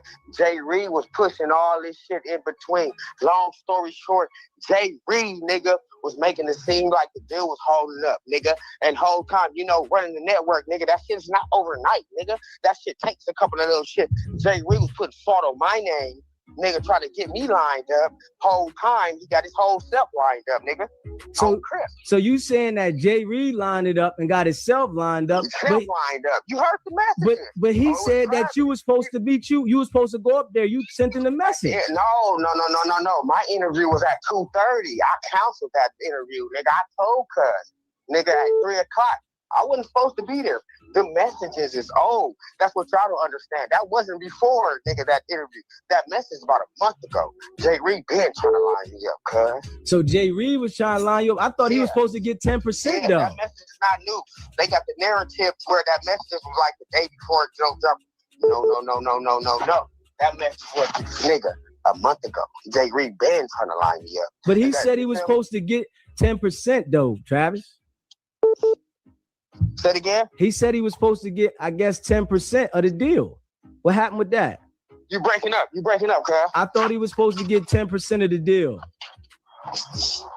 Deal or not, cuz, he was trying to line me up, gang. One thing about contracts, if y'all know contracts don't happen overnight. We're building a whole $60,000 network. You feel me? That shit don't happen overnight. Jay Reed was on some other shit trying to insert himself. You feel me? He even called and apologized to me like, oh man, I'm sorry. After he got his ass whooped, let me say it again. After he got his ass whooped. You got the recording? He called me and apologized. You got the recording? I'm sorry. You feel me? I added you to all this shit. I tried to make you, and the table turned on him. He got his ass. Recording though. Cuz on Crip.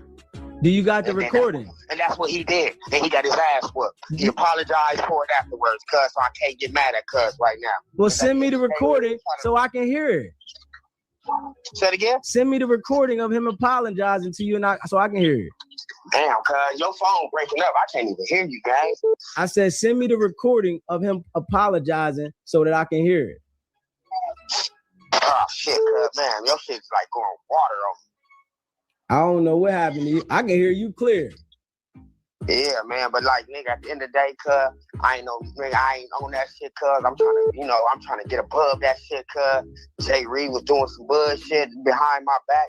You feel me? My owner, Mozzie, my partner, nigga, I am owner of Dosh Network. I am president of Dosh Network. You feel me? Or Dosh Lockup owner, president of Dosh Network. I am. You feel me? And you feel me? He was trying to insert himself. You feel me? But he was going about the wrong way with it. You feel me? I don't know if he was trying to get cool with these niggas, trying to talk salt on me. You feel me? So he can have future business. I don't know what the going on. But Jay Reed, as you can see in there, he said Travis. I heard him. He was talking about something else. You feel me? He said, no, it's Travis. Wack said, who? No, it's Travis. He's trying to line me up, gang. Mind you, that phone call was a month ago. It wasn't before No Jumper. That was a month before that shit. That's not brand new. And I never heard that phone call till yesterday. I like 11-8 to me is neighborhood Crip, East Coast. Right. I've never heard of that in Hawthorne, respectfully. I don't know what that is. Right? Man, then I see him say, well, it's a picture of us at dinner. The recording I sent you. Me, Mozzie, his wife, my girl, my wife, Luce and his wife. Now, what people don't know is Mozzie, his mother, his father, and his wife, 25, 30 years with R&B at the church. You get what I'm saying? They go back and Mozzie covered that. I sent you all this audio. So I can get mad at Mozzie if I want. I can get mad. He can throw water in my face. It's certain shit I'm not gonna do because of my girl's relationship, right? Mm-hmm. So when I get to his house, I say, yo, who is this dude? He like, well, I don't know the dude. So he was at the dinner. He said he came with Travis, right? So Jay Reed's the guy that took the picture. Y'all already, he wasn't even in it. Mozzie said, Wack, let's get a picture to let people know it's official, right? Travis says in the recording, when we asked you to take the picture, Wack, he jumps in and try to throw his arm around you. Okay. I didn't want to be a kid. We have Ocean Prime. You know what I'm saying? I could have said, get your bitch ass away from me, but I'm trying to do some business with these people. These dudes ain't street motherfuckers. I just took the picture and I got on. But just because I take a picture that you're in, don't mean I'm in the picture for you. Now, Mozzie speaks out and says, Jay Reed is lying about everything. So, yo, check it out. It's your boy Mozzie, CEO of Dosh. I just wanted to address some shit with the Jay Reed situation. Jay Reed, stop the capping online, man. You had no dealings with Dash. You're not a part of Dash. I met you one time.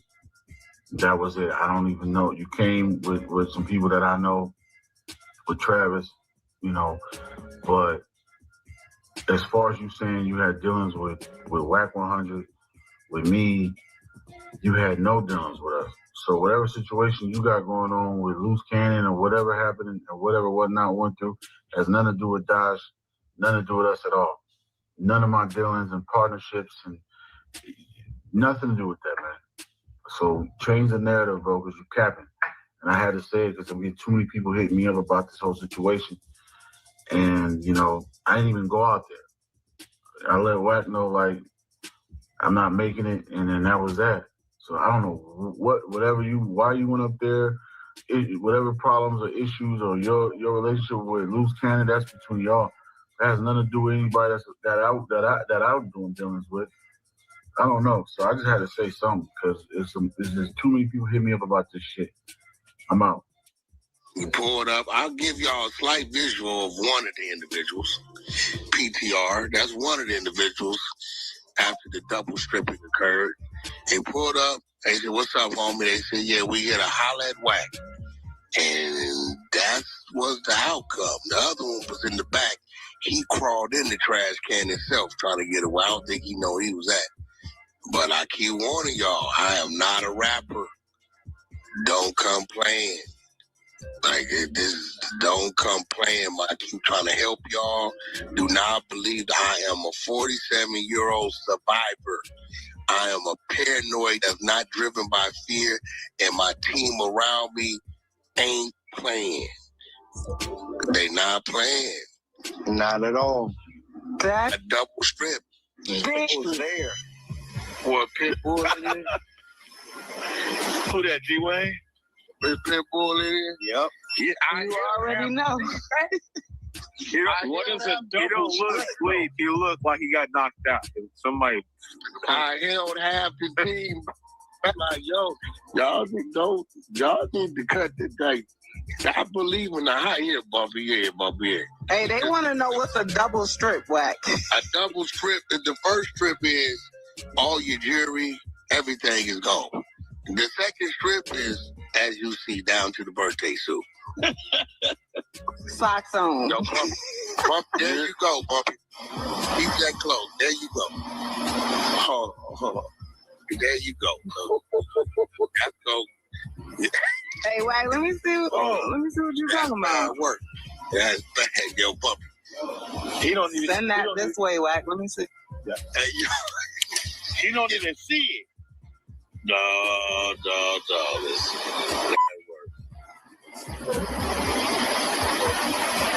I mean, he was looking for Wack. I he found the Wack. Found the Wack. Listen. Half the squad. Y'all about he would have died out there, man. He was too bad. Hey, the homie is crazy. This is the best video ever.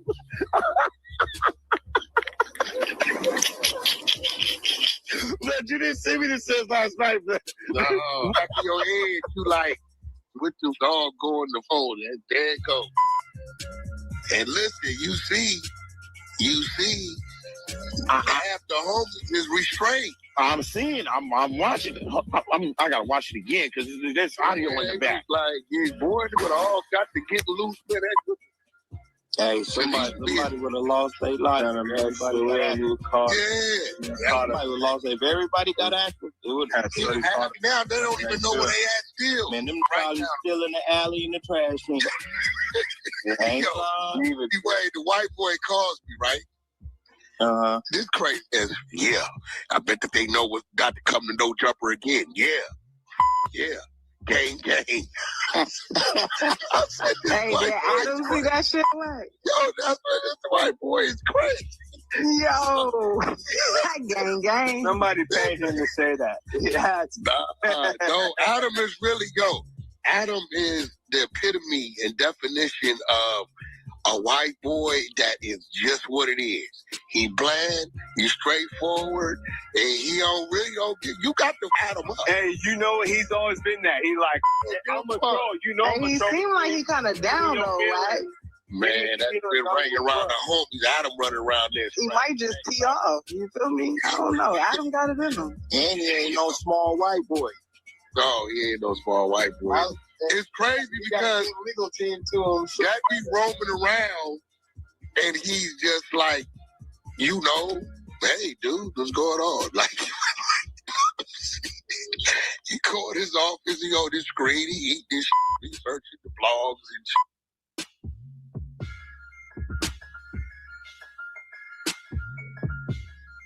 Okay, as we hear all of this here, I want y'all to let me know. Make sure you leave a comment down below and let me know, what do you think about what the things that Loose Cannon has said, Wicked100 in Mosley. We know Wack had involvement in the situation. He's the one that orchestrated everything. The Big Pa rule. Now he don't want to take no accountability. He don't want the credit no more. Yeah. But we all know what it is.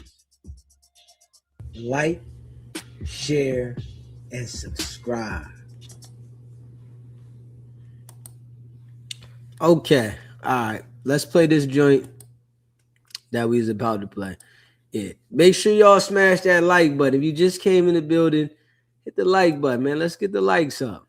Shout out to all y'all that rock with the channel. Let's get this joint back on here. Smash that like button. Hit that subscribe button. Hold up. Let me get it on here. All right. So let's get this joint back on here.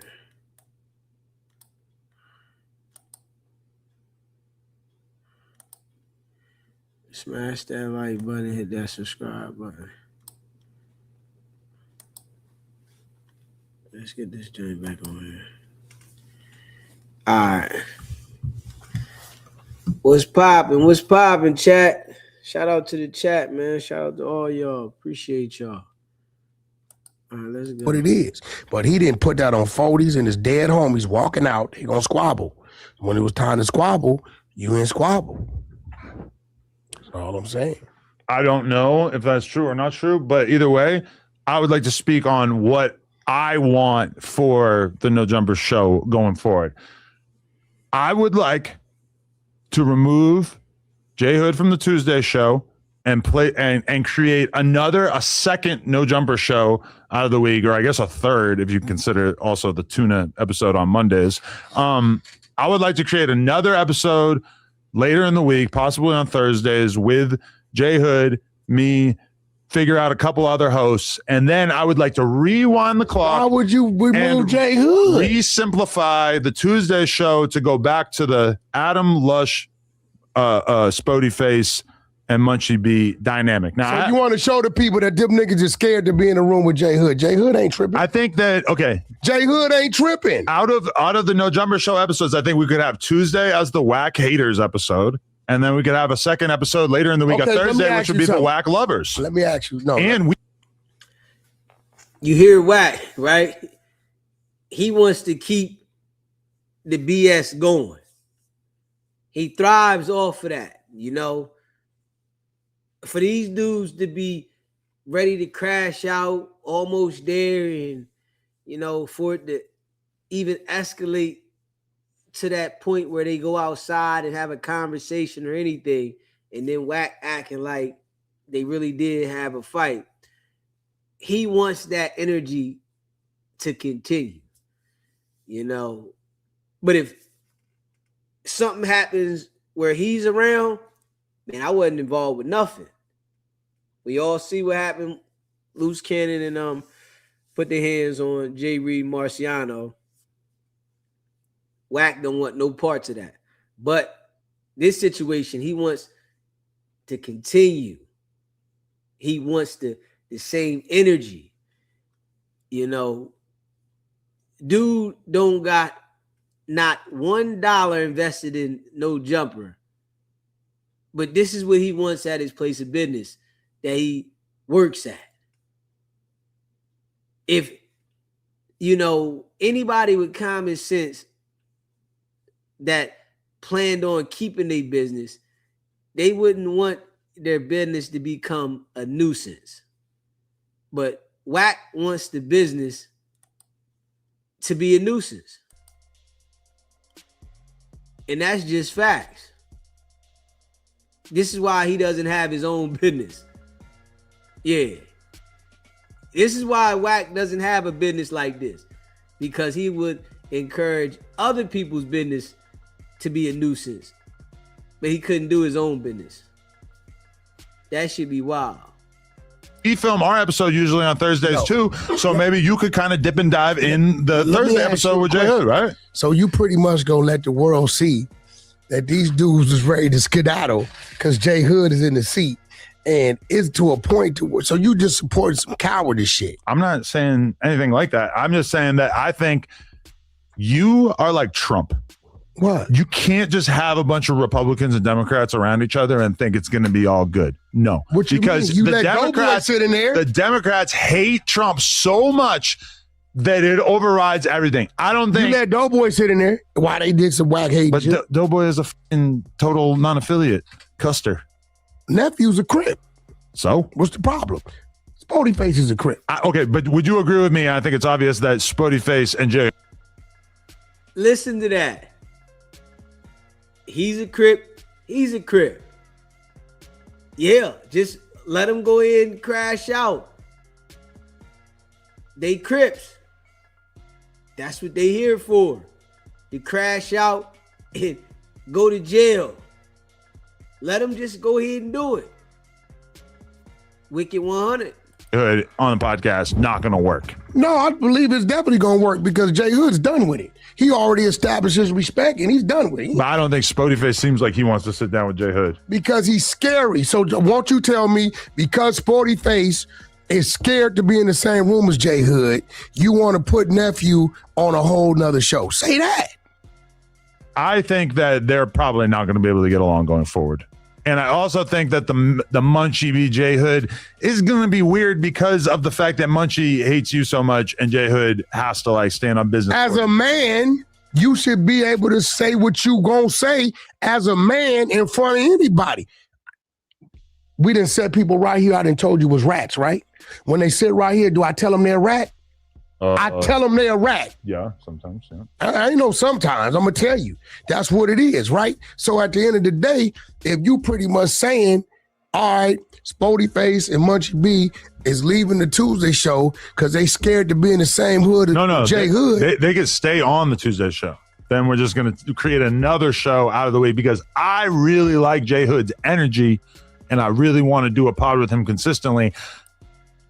Adam wants J Hood to be on the show because it's controversial. Yeah. He knows that he's a crash out. So yeah, Adam wants another crash out on the show because people are going to watch the show anticipating when J Hood is going to crash out, and it's going to be another situation that when he does crash out, it's going to be another viral moment. Yeah. So, of course, Adam would want him on the show because Adam knows his crash out is coming and he wants the crash out to be on No Jumper so that he can get the content and have another viral moment. Man, people better pay attention. I think he was an amazing addition to the channel. I just don't think, I think having the Tuesday show be 3 turned up members plus me and Lush, it proved to be too much. Or really, I just think J Hood is just too what? He's amazing. He's fire.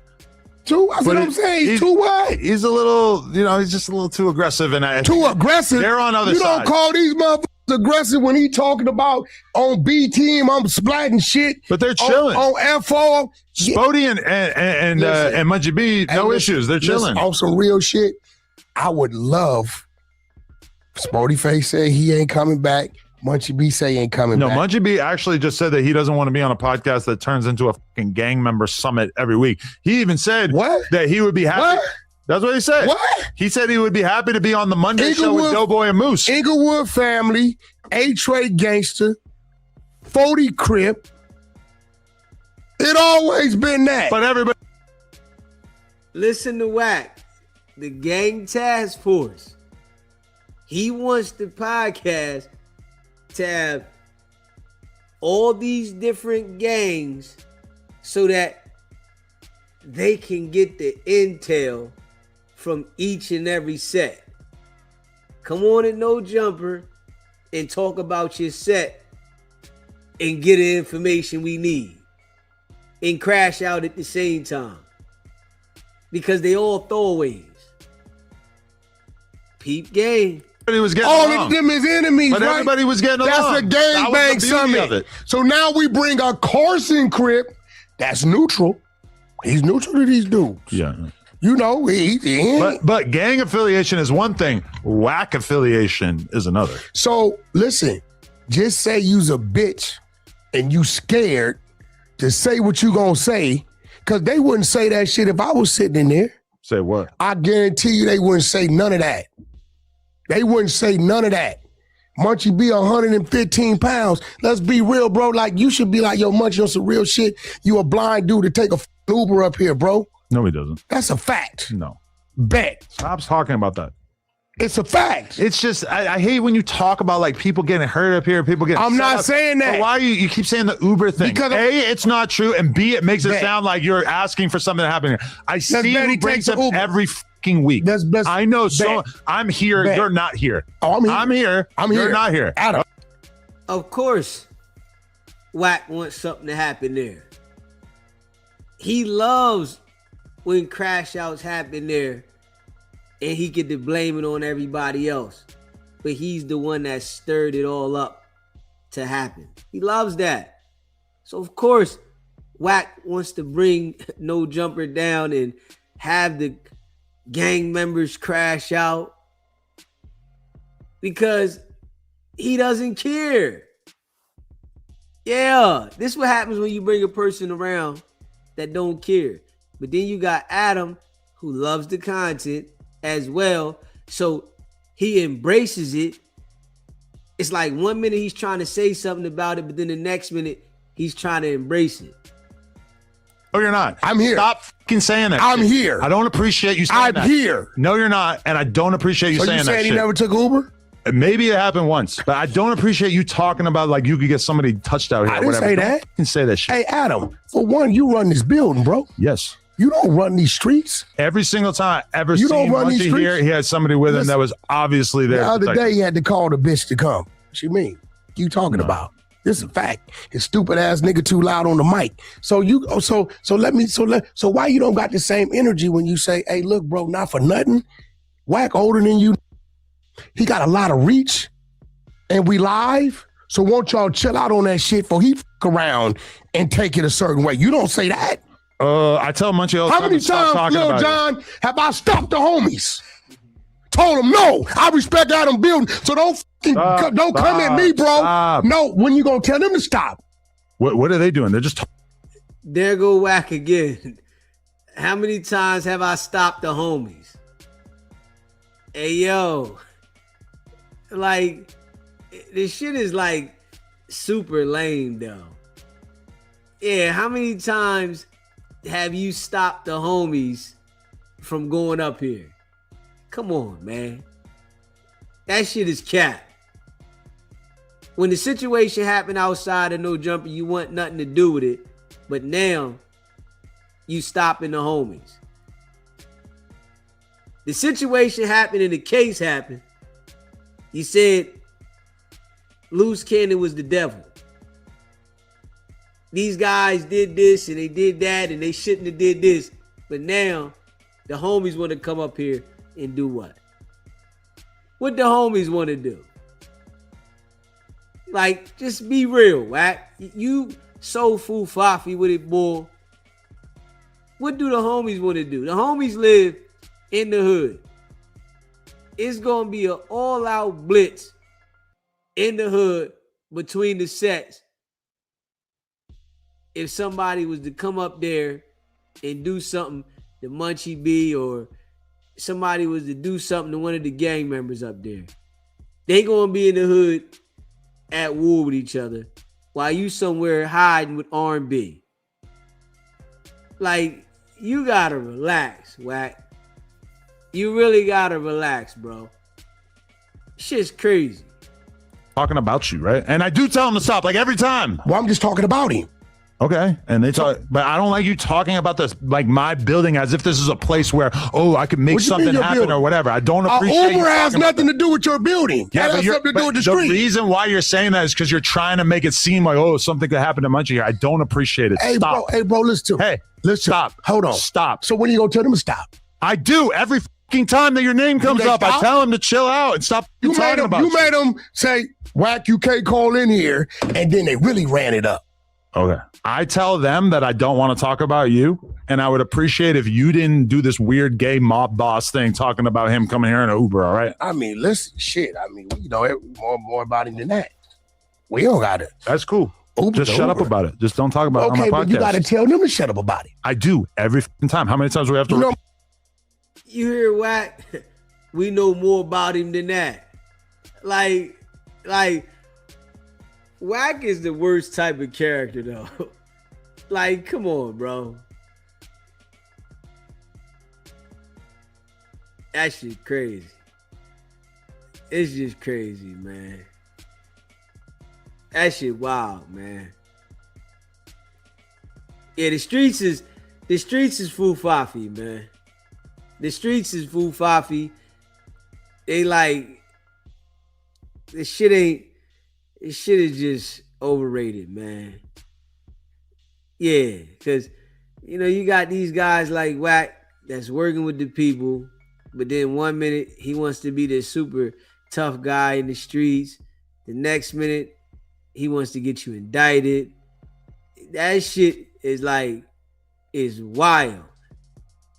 And then there's jokers that be falling for this shit. You know what I mean?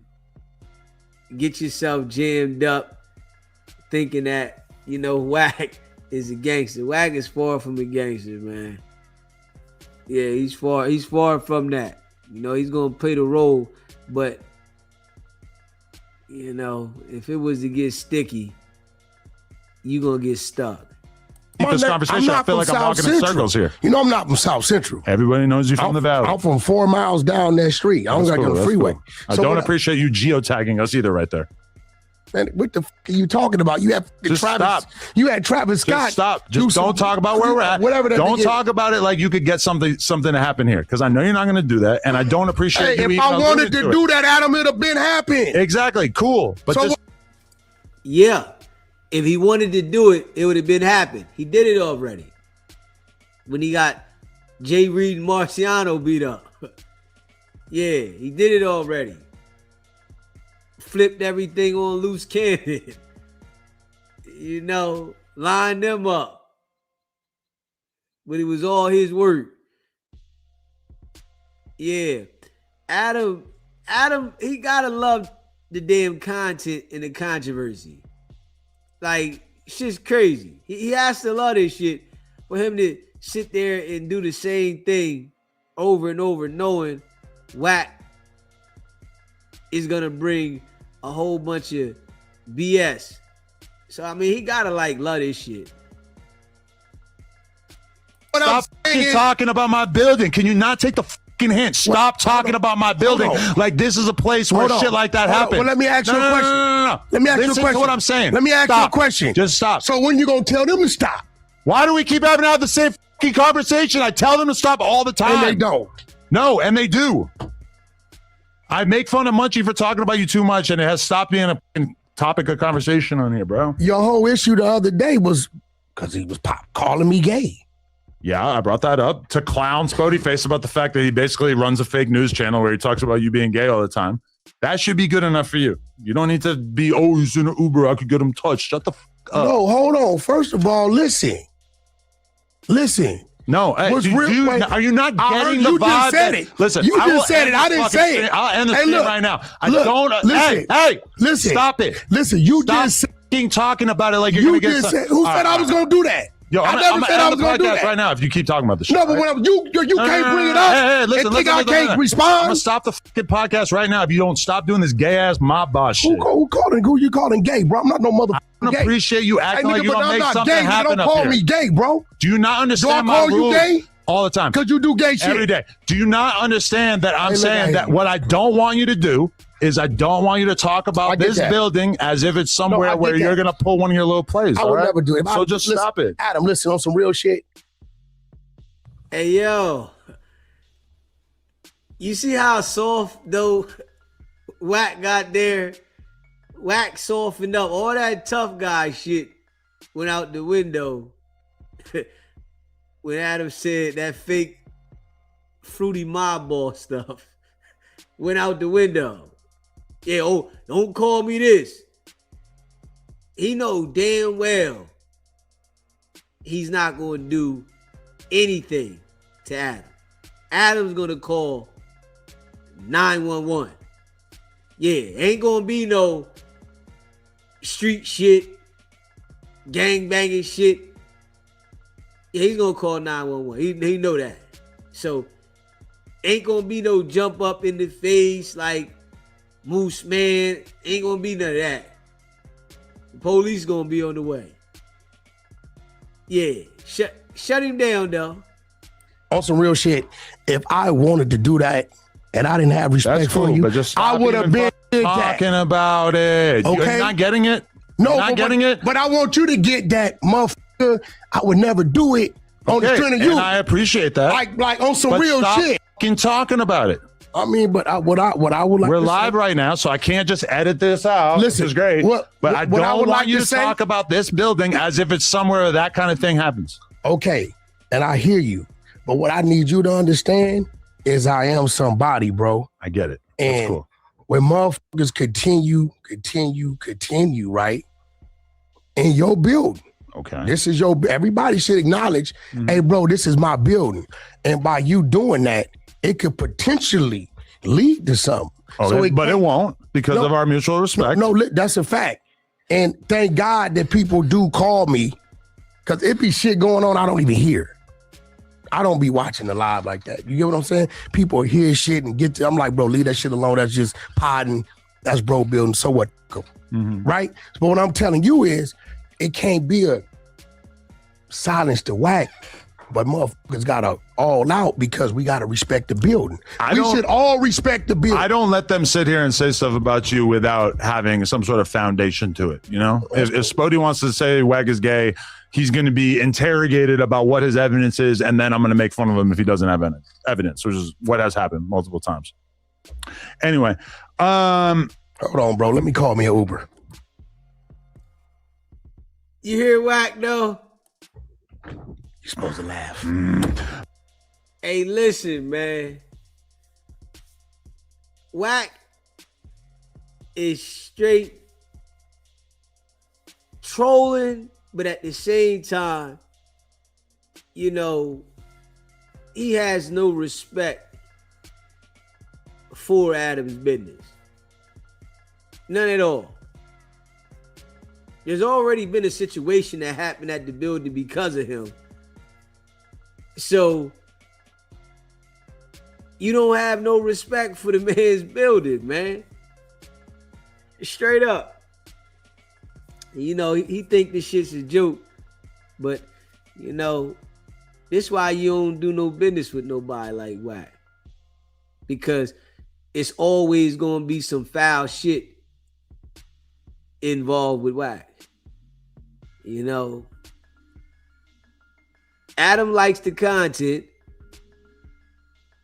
Wack starts the BS, but then Adam acts like he wants to control it to a certain level but Wack is gonna still do the same thing. We know Wack ain't doing nothing to nobody, but if he can stir up some beef between members and have them crash out on each other, he's gonna sit back and act like he didn't do nothing, which he has done several times with people.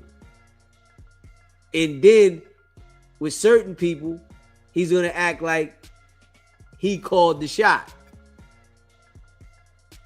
It's like he pick and chooses. But we all know that the shit's always riled up and started up because of him.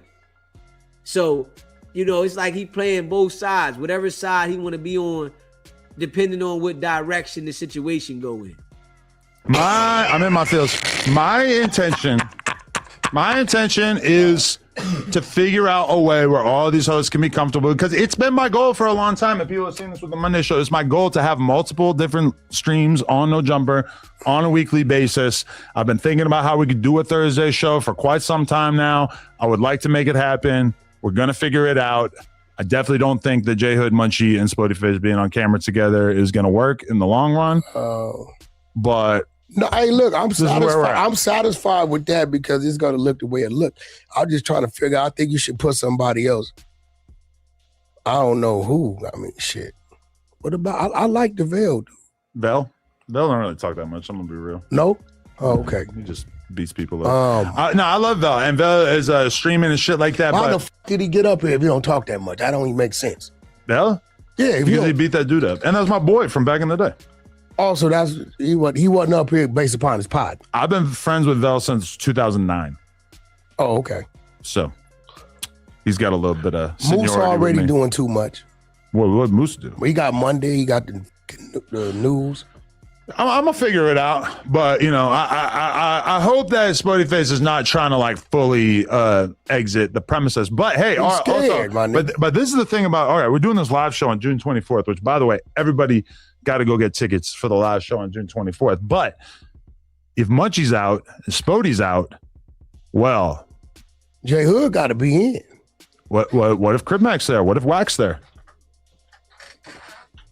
I mean, I'll let you do your little, with the little shit you be doing. I don't, Listen, we got this June 24th. 24-hour ciphers and shit like that. That'd be the shit. We're not doing that for a while, but that was a dope boy thing. Sleepovers and shit. Yeah, that was Doughboy. Doughboy just wanted to sleep in the same room as Crip Mac. But all I'm saying is that June 24th, the No Jumper live show, you're gonna want to be there regardless. The link is in the No Jumper Instagram description. Free eighth of weed for everybody who comes. So your ticket is essentially I was wondering free. what that meant. A free eighth. I was like, what the is this down here? Shout out Cali Plug. It says free. You put it. I was like, I don't know what these. You walk in the door, we give you an eighth. You put it in a blunt. You smoke it. Can you do that legally? Give out weed? Sure. Why not, right? I don't know, bro. It's legal in the great state of California. You know where I come from. That shit still scares the hell out of me. So you can give it away. Yeah. We can sell so it. you're giving away a free eighth. Free eighth for everybody Cali who comes. Plug. June 24th, Cali Plug. So here goes the thing. What's the setup? Stage? Are you engaging with the crowd? Will you allow people from the crowd that maybe engages to come up? Like, what's the setup? I don't know. Yeah, probably we're going to do like a Q&A with the fans at some point. We've definitely done that in the past. But at some point, Doughboy claims that he's going to do stand-up comedy. No, you don't want it. Well, 5 minutes. Five minutes. No, 3. 5 minutes. He only gets to 5 if he's performing during the 3, bro. But either way it go, it's gonna be funny content. Yep. His ass gonna be content. That's what I'm saying. You want to be there to witness that, people. Why would he do that to himself? Well, he's a. So now, Wack is with the program. So whatever Adam wants to do, he's with it. Like, if you so much of a businessman, why do you have to follow under Adam? Why don't you have your own shit? If you so connected and your reach is so long, why don't you have your own shit? Why do you sit on somebody else's shit? Never trust somebody that claims to be so big, but always underneath the other people. Those are the people that you don't never trust. that claim to be so big, but you always see them under other people's business. Yeah, don't ever trust nobody like that. A comedian. That's what he says. It must be true. Okay, you still didn't answer my question. Will the people be able to engage from the crowd? Like, for sure, they can scream from the crowd. It's not like a huge venue; it's like 500 people or whatever. So it's like they could be a part of it, and then also at some point we'll probably do. Is like it seating or standing?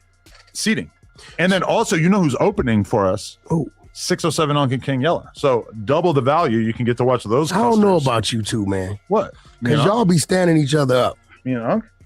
He stands you up, you stand him up. Well, he's on the flyer for the live show. I did stand him up when I was in Vegas. I did the AB interview instead, but you know. You don't give a I mean, white man first every time, right? I had to make a decision. Am I going to do an Adrian Broner interview that realistically is probably going to go pretty viral, make me a little bit of money, and would be a good use of my time in Vegas? Or am I going to go to 607 Unk's house and probably get ripped? So why not doing both?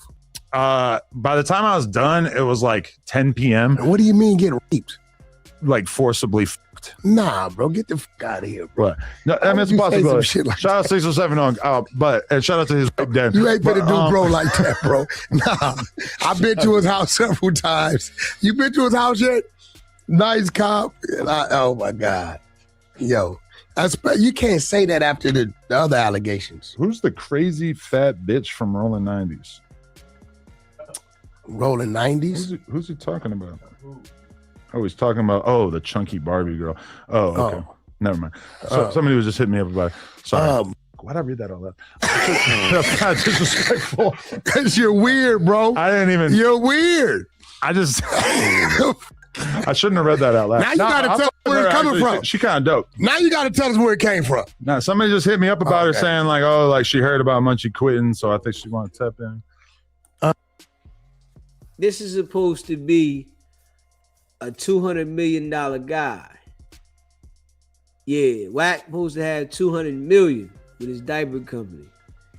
And he'll sit here and be the tag along for Adam. Whatever Adam's saying, you know, he's man, I gotta go for this shit. But he's supposed to have $200 million. This is how you know his whole life is a lie. Yeah. Cause he up here straight hummer stunting. Straight food faffy. So why don't you say like the first 4 rows, VIP tickets, charge a nice pretty penny, and they can engage. Even if you got somebody down there with the little mics y'all have. I think we do have. You know what I'm saying? We have like, I think you can buy like a section or like a table. There's different tiers to the seating. If you guys, you get what I'm saying, and if you spend enough money in a nice section, you have the little square mics y'all pin on y'all. Yeah, you could just have one of the somebody that's working, right? If they got something they want to engage, they could just engage. You know, another problem though too is that like when I was talking to Unk, I was telling him, hey, you should bring Jalise. Because Jalise being a part of this would be movie magic, crazy shit, right? She just made a report. And so I told him that she should come for their introductory set. And then as soon as I said that, Spody Face very much was not feeling it. So man, Spody Faces, everybody can't come around because of Spody Face. He got a lot of rules now. Yeah, I mean, he runs your build now. Yeah, he's trying to be the warden. Nigga don't bring no value to this. Is he the warden? This is what you do. Come sit Spody Face down right here. Let's see what the numbers do. Oh, you want to sit down with him? I already did. He's gonna say, no, I ain't sitting down with him. He gay. Already did. I sat down with him. He called me big bro. Want to see the text messages? I'm gonna check a nigga for you, Wack. All that. Okay. Can I go to Africa with you? You two in Africa would be so fire. Oh, he'll blend in. Yeah. Bars. That is one thing.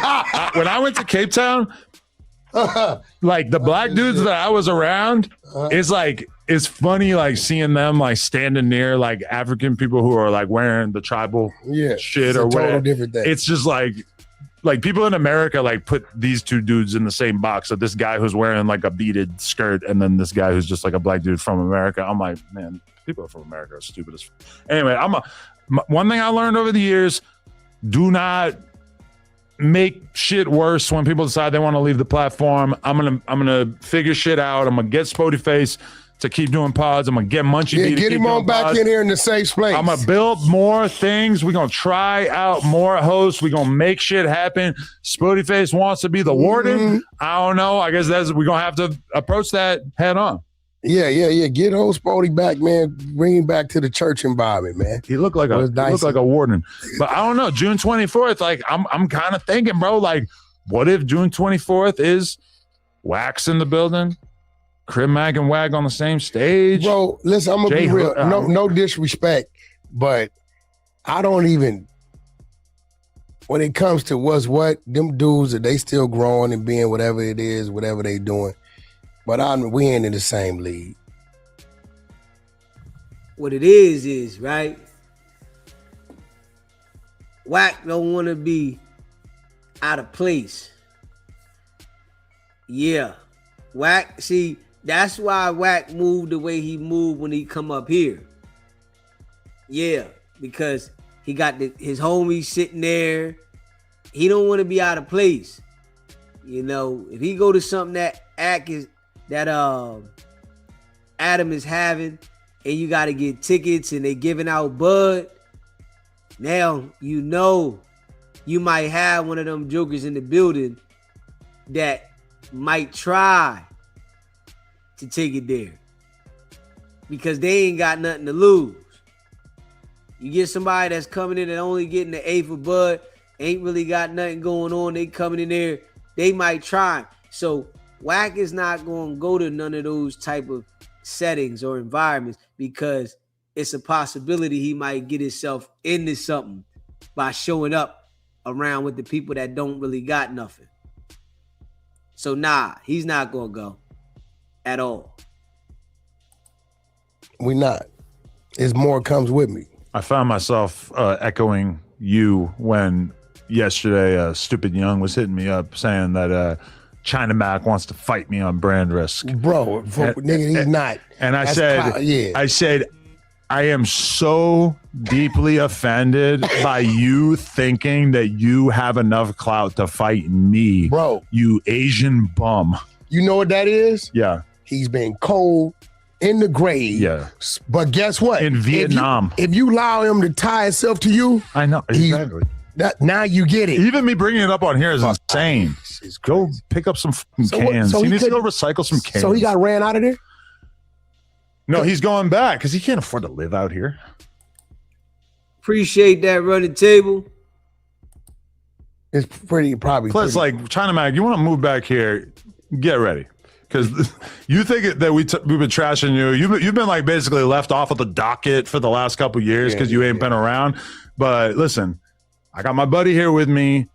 And if you come back, if you move back to LA, it is on and popping for your ass, China Mag. You better stay your ass in Vietnam. And pay Remo his money. The cost of living is high in Los Angeles, and I don't think you got it. I'm tapped in with Spencer Pratt. I will have you evicted from this whole goddamn city, my friend. It's bad for you.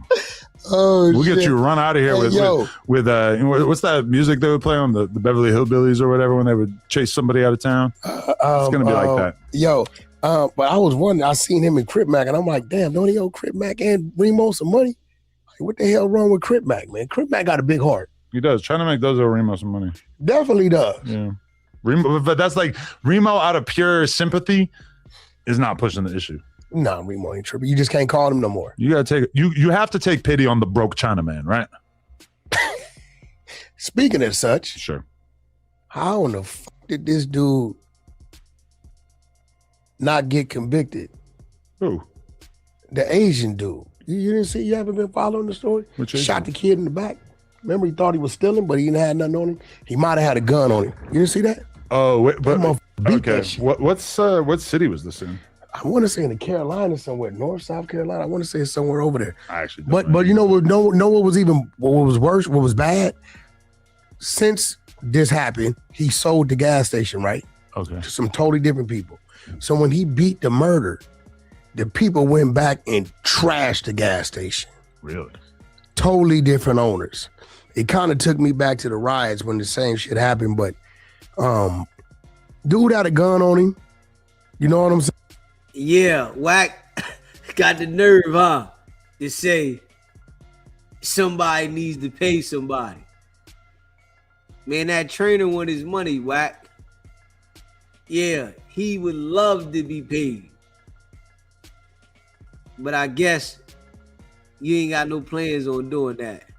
But I don't think he was stealing. But you know, I tell people this is America. Mm-hmm.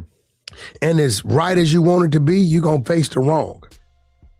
You get what I'm saying? You walk your ass in the bank and you got a gun on you and you minding your own business and somebody say, well, he looks presumed to be doing this and something happened to you and they find that gun on you, it's a good chance it's gonna work against you. Common sense. Don't go in certain places with firearms because if the slightest thing happens, right, they're going to use it against you. And in this situation, they said he was stealing, but he wasn't stealing. But the fact that he had the gun on him now, it moved away from you pursued him for stealing, but he wasn't taking nothing, but now he had a gun on him. Do you know the name of this person? Because I don't know anything Man, about that this. shit everywhere. I'm surprised y'all didn't post it. When I look at my timeline, it is Adam22 is getting divorced, and that's it right now. Yeah, I've been looking right at now. Twitter nonstop for the past day because of that. I forget to do names, but pretty sure you'll pull it up. It's Man there. found not Asian guy. guilty for shooting a guy in the back. We did post it? I'm pretty sure you did. Okay. Rick Chow. There you Rick go. Chow. That's a real Asian guy last name. So they found him. Okay, his name is Chicky Rick Chow, which I'm probably saying wrong. He maintained he acted to defend his son. The killing sent waves of anguish and grief through the African-American community in Richland County, where nearly half the population is black. After the verdict was read, sobs and cries of distress could be heard coming from Carmack Belton's family seated in the gallery. Chow sat silently frozen before slowly bowing his head into his interlocked hands. Defense lawyer Jack Swirling said that they are very pleased with the verdict, but also feel for Carmack Belton's family. My heart goes out to him, but 14-year-old kids should not be roaming the streets of Columbia or... Yeah, what that guy did and took that 14-year-old kid's life was wrong. Yeah, straight up. Yeah, it was just wrong, plain and simple. You know, without a doubt. Yeah, it was just wrong. Plain and simple, man. Yeah, smash that like button. Hit that subscribe button. Let me see. Yeah, it was just wrong. Yeah. We'll try that one on. Let's see. Let's see this. Did anything smash that like button, hit that subscribe button. If Blueface got paid from Aiden Ross. Hit that like button, hit that subscribe button. Did anything change in your mind after the most recent brand risk fight? Because I feel like I haven't really seen you train anything change in your mind? Oh, About after the- my fight? Yes. No, about the most Oh, your recent fight. brand risk. No, about their last event. The one with Ray J and shit? Because I remember you tried to say what my claims weren't valid or... Well, now I'm kind of realizing you actually watched the podcast, which is interesting. Of course. But and so to see a cycle, a pattern, has your ideas changed about it? Okay, what you I hear a lot of commission talk. What you and Ray J did was very different. But me personally, no, it's not. My personal thing is all this commission talk that they do, bro, is false, brother. You don't think the commission is really in there, or no, they're sketchy? I don't think that they're like. I don't think that that's a reason for a lot of the things that they say it's the reason for. Okay. Right. So if you're saying, hey, we had this, but the commission wouldn't approve it. Okay. Did they really not approve it, or is that you just putting something in front of your decision and the way that you want things to go? Okay, so you're saying that like maybe Ruga getting rejected by the commission in terms of fighting. Oh, I knew that was a lie. So you don't believe that? You think they just wanted to find a way to get you against somebody that was more of a challenge? You think a commission would let a person that had a heart attack fight in a professional bout? Well, when did Ray J actually have a heart attack? Does it matter? I don't know. I mean, a lot Of course it matters when did Ray J have a heart attack. Because Ray J never had a heart attack. This is why they let him get in the ring. You know, you and Wack try to make up, you know, y'all narratives for things, but it doesn't add up. And we already know Blueface is definitely off when he sat there and said he's been in the music industry for 10 years and he wouldn't know what to do without Wack. Somebody saying that to me lets me know your mind frame. Because if you've been around for 10 years, you should have some knowledge of the business part. But I did listen to Blueface say this, right? That he gets paid just to go party every night. So all he's thinking about is going out to party and not how the business is structured. So he has no idea how the business is structured. He just knows that by him going to party and do the shows, he get paid. Now that's some wild shit. So of course, Wack has kept Blueface blinded to the financial and the business part of the things so that, you know, he can keep controlling it, and he just breaking Blueface off. Blueface hasn't put it together that I can make the money and I can make more if I was to pay attention. So Wack gonna continue to control him, but you know, it just let me know the mind frame of it. people have raised that question though. Do you think that any commission would say, "Oh, okay, your heart's not very well. Well, go in here and fight"? Right. When I fought, I had to do a whole series of heart scans and everything like that. So I don't think I could have got away with having a fucked up heart during that, which apparently Ray J has. No, I'm not saying that. Okay. Adam just totally bust the bubble right there. Adam just bust the bubble. There's no way that they would give Adam a heart scan and not give Ray J a heart scan. Can we be real? Let's just be real. There's no way that they would give Adam a heart scan and not give Ray J.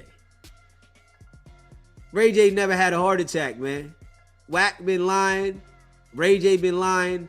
And they lied to get Princess to drop the PFA that she had against him. That's all. I'm not saying it's not legit. I'm just saying there's a little manipulation going into the audience, you know? Interesting. So we're in this case, and in this case, maybe two different cases. It may be somebody saying two different things. But ultimately, you're saying, you know what I'm saying? You see what Aiden is saying, right? Aiden is saying they're doing an investigation into the Ray J allegations. Okay, but the difference between you and Ray J is that you finish the fight and you say, y'all are cheating. Ray J finishes the fight and says, I was trying to cheat and this motherfucker fucked it up. He never said any of that. He said we had a plan. Who was we? Him and Super Hot Fire. Did he just say him and Super Hot Fire, or did he say we? He did say we, can't assume. But so Blueface, listen, he been around Wack too long. He thinks he's that slick that everybody thinks like him. Come on now. He picked up the microphone, looked at Super Hot Fire and said, come on, man. You just messed the money up. We had a plan. who else would he be talking to? But you got people like Blueface and Wack. They think that people are gonna just go for it when they say it.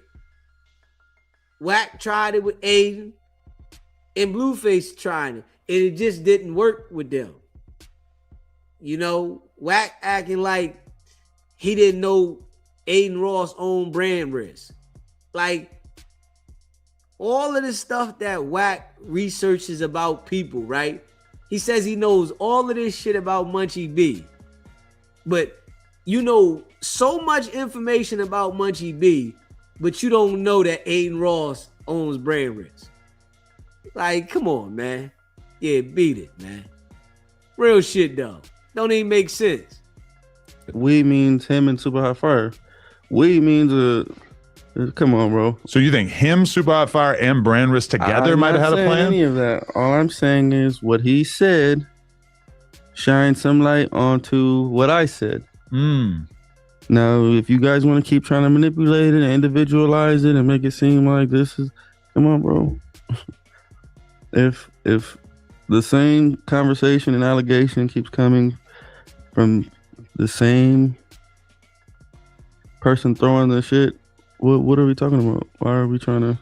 But I think Aiden Ross really wants to make brand risk this official ass thing, and I don't think he would take the risk of doing anything like that because it's going to get in the way of that. I'm not saying he is. Don't get my words misconstrued. I'm not saying he's. If you and Wack got this so-called master legal team and y'all didn't do nothing wrong, why aren't y'all making y'all way to get paid? Obviously, Wack's master legal team has informed him that y'all breached the contract for whatever reasons and that y'all won't be getting paid. So for whatever reason, just leave it alone.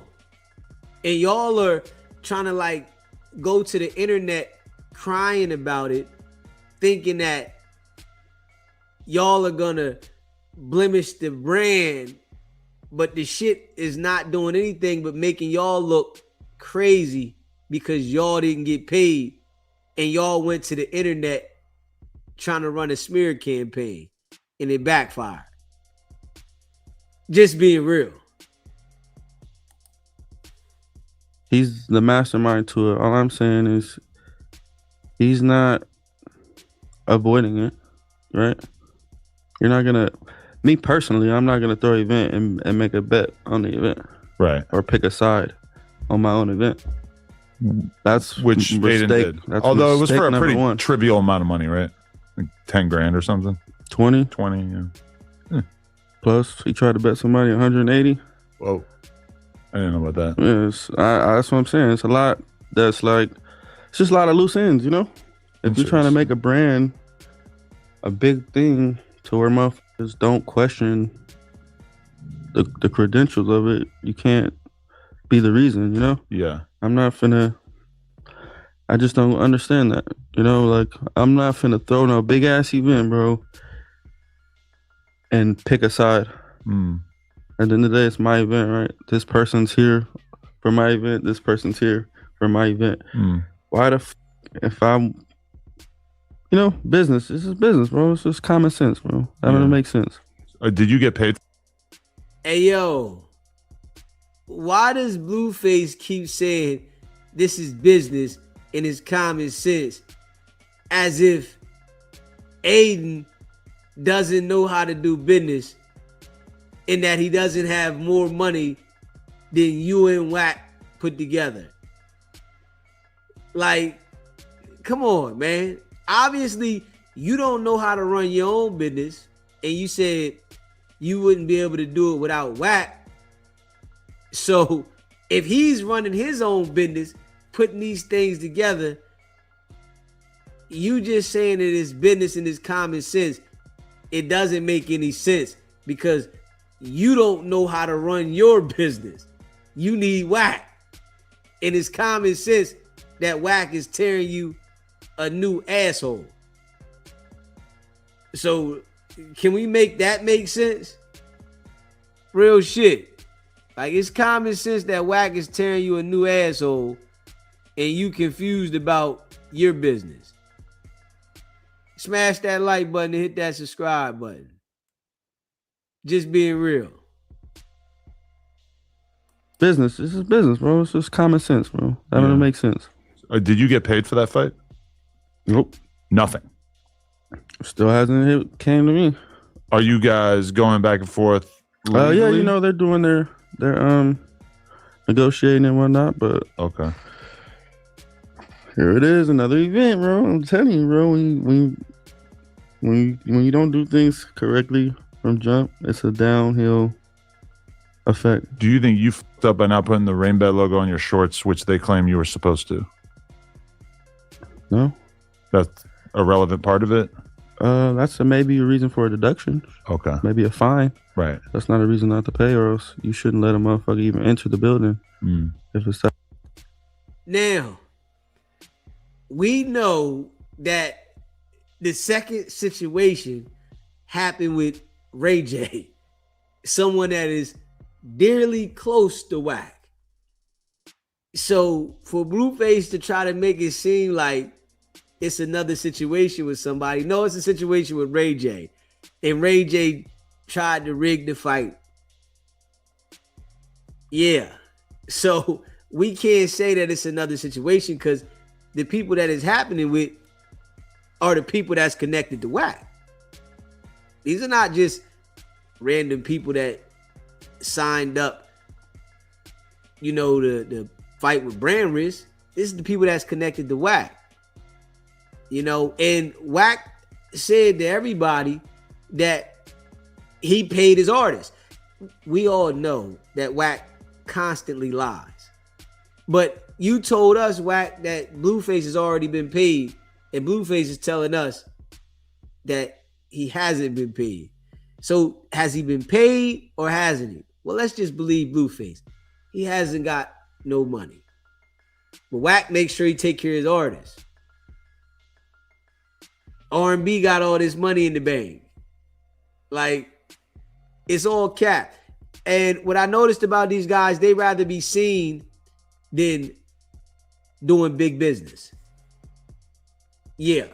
Wack, Blueface rather be seen and making some money than to be doing big business.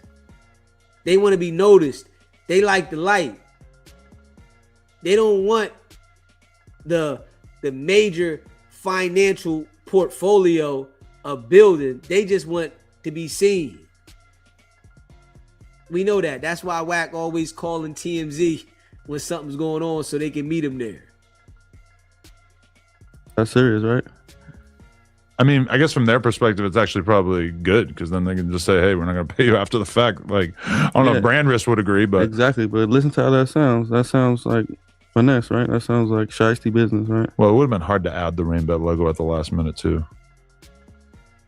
Is it that serious or not? We're talking about large amounts of money. We're not talking about bullshit. But day of the fight, how are they going to add the logo? They don't got a screen printer in the warehouse, right? If it's that serious, what do you mean, Adam? I don't know, but they know that it's on Adam, you. If it's on you, okay, you find a person, right? But my point is, if it's that serious for you to outright, then you shouldn't let them fight outright.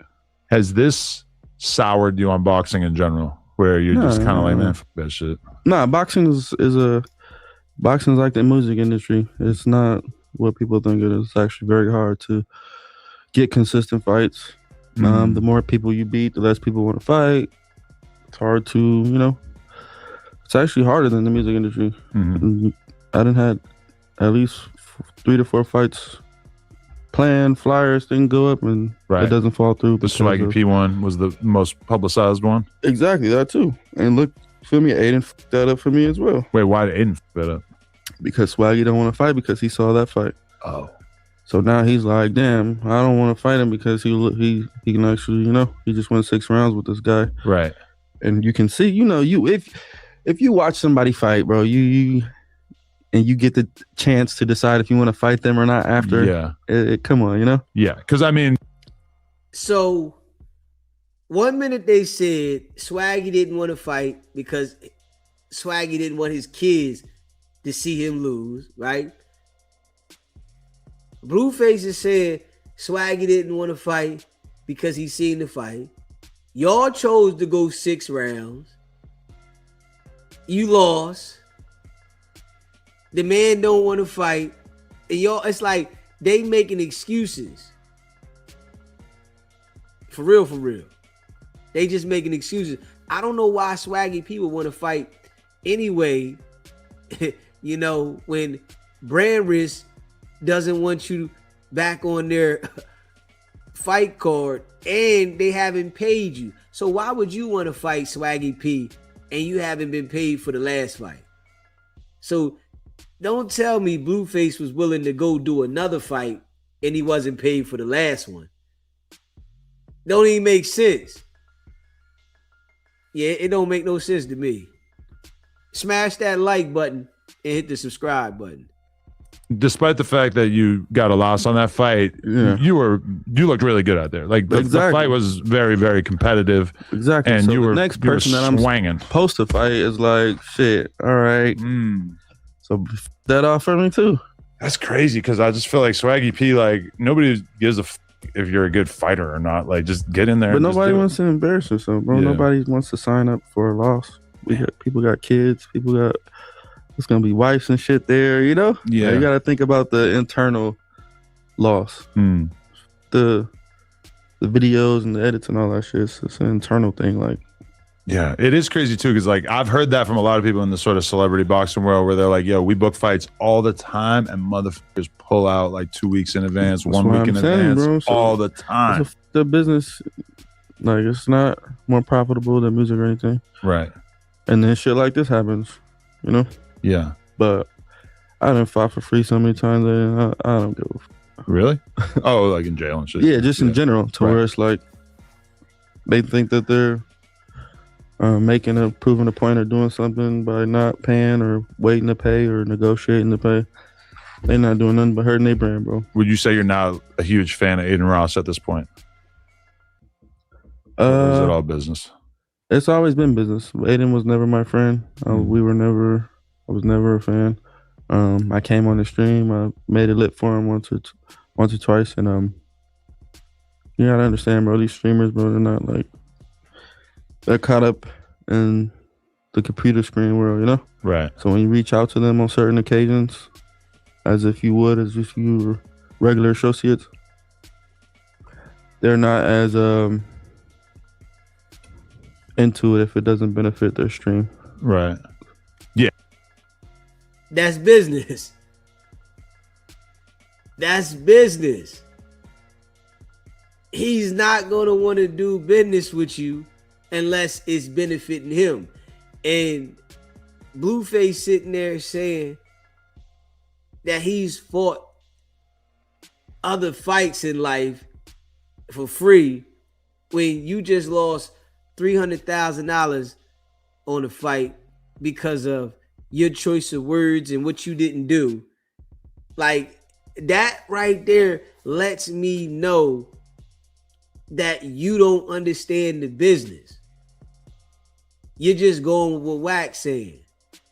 Because if you did understand the business, you would be making sure that all your T's and I's, was dotted. You know what I'm saying? Like, hold up. Let me make sure the business is right. Because I want to make sure that I have a A1 track record so that people can want to do business with me. You know what I'm saying? He thinks that by him not paying Blueface for something he did, and everybody seen him with the smear campaign, everybody seen him with the Ray J situation, that's gonna hurt Aiden Ross' brand. I doubt that. I doubt that none of that hurts his brand because y'all did this. And then when people look at who is the main person that y'all are associated with, Wack, that right there is never going to hurt anybody's brand. If something go wrong and people know that it was connected to Wack, that brand does not get looked at funny because they already gonna say, yeah, well, we expected that to happen. He was dealing with whack.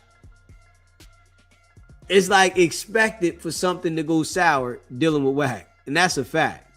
Yeah, I mean, you see that all the time. There's streamers who, when I'm viral, when I'm controversial, they're on my. They want to do everything, and then it's like they're not even real people. Yeah. At the end of the day, I'm in town 3 months later and I hit them up, and it's crickets. You know, you get used to this shit. Yeah. Yeah. So it's been that type of relationship. So I don't personally know his intent, but I just from me being a part of it, seeing it, that commissioner talk is manipulation to prove whatever they want to prove, to take the monkey off the back. You know what I mean? If it's like, oh, why didn't this happen, and you get to say, oh, because the commission didn't approve it, motherfucker not finna question that. They're gonna be like, all right, that's valid. Now what we got to do is start asking, oh, but the commission approved this. How is he fighting on the same card? Why can't he fight? He just whipped his ass. Why he couldn't? Right. He just had a heart attack. How the commission? And then, you know what I'm saying? It's like, I don't even make it. A lot of people are. Hey, listen. Wack keeps saying the heart attack thing with Ray J. Blueface keeps saying it. Don't we all think if Blueface had a heart condition, that would have went viral for him fighting on Aiden Ross's fight card with a heart condition? That would have went viral by now.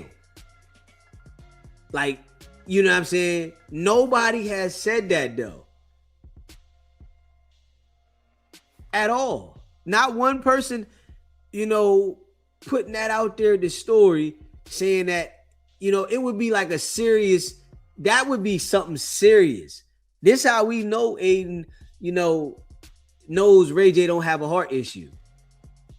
Yeah, because that would be something that would be very, very huge in the headlines, that the fight commission pushed Ray J through with a heart condition. That shit there, you know what kind of lawsuit that would be? That shit would be major. It would shut Aiden Ross's whole business down.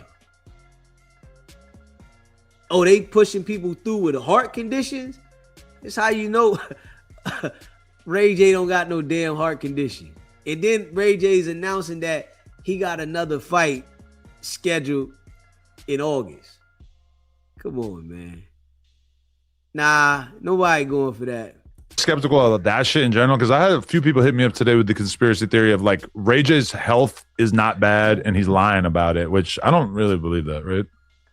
Well, he's in the hospital. It seems like it would be weird to fake that. Like, come on. I don't know. It's Blueface is not working, my guy. Adam knows, man. Adam definitely knows that Ray J's heart isn't messed up. Yeah, Ray J went to the hospital. Yeah, because he had some anxiety about what he did. But nothing was wrong with his heart.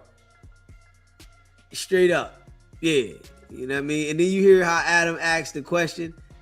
That wouldn't be like a conspiracy. I'm hearing, that wouldn't be true about his heart. You hear Blueface.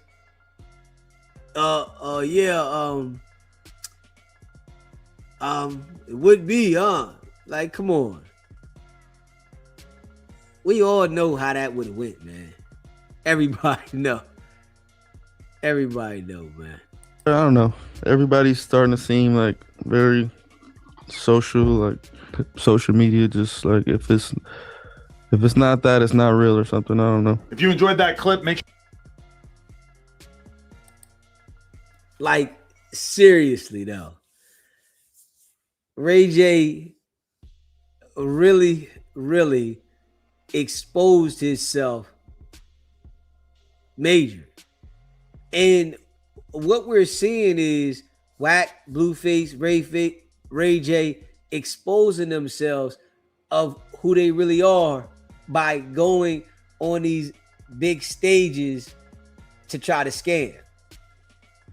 It's showing everybody this who they really are. They're going on these big stages in front of people and trying to scam. And they're trying to do like elementary scams. Shit that you're going to get caught for. So they're going to do elementary scams and they're being picked apart. Like, come on, man. Come on, man. Like, let's just be real. They're doing elementary scams and being caught. Yeah, all right. Straight up. Come on, man. That shit ain't working. Yeah. It ain't working, man. Yeah, it ain't working. Yeah, it's just, I don't believe it. You know, I don't believe it at all. For real. Not one bit. Smash that like button and hit that subscribe button. I don't believe it one bit at all. Nothing's wrong with that bull heart. Nothing. And that's a fact. You know, because if something was wrong with his heart, we would hear it.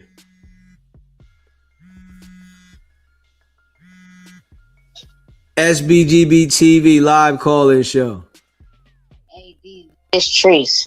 Hey, what's up, Treese? What up? Let me turn it down. Now, I think Adam is running the play up on Wack too. Because look, he actually letting him come up there and bring people up there, proving the fact that Wack is the threat to No Jumper. Wack is the ones who bring people up there and bring all the drama. But Wack really ain't seeing it. He think that by placing his peoples up there and Sporty Face and Munchie beat them quitting, he think he winning.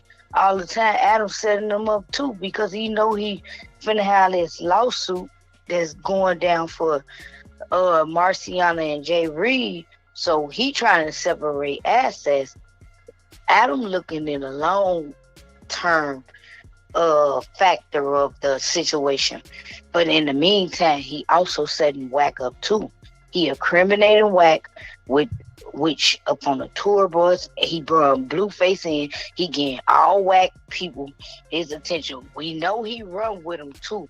But just like you say, Adam is a snake. You can't trust him because he all for the content. Yeah. What you think about that? Hey, I like that. That do sound like something that he probably would do. You know, getting Wack up there, verifying, you know, that he can do this to this person and get that done. And if he wanted to, and, you know, it just, you know, verified that he had something to do with the situation outside. Exactly. And when Adam told him, you acting like a gay mob boss, who you calling a gay? That's the only problem he had about it, because he know he been hit with these allegation of transmission, well, which we know it ain't no allegation, but that's the only thing you ain't get no tough with Adam or none of that. When he threatened you to shut down a podcast, Wack got his attitude straight together. Yes, he straight did. together. His whole mode changed. Everything. You know what I'm saying? Everything changed. It's like he was like, "Oh, you gonna end this?" And then, if y'all pay attention, he kept on saying, "I'm gonna do whatever I gotta do to get J Hood back up on the Tuesday show. I'm gonna do whatever I gotta do." Nigga, you saying it like you one of those fairies, which we know you is.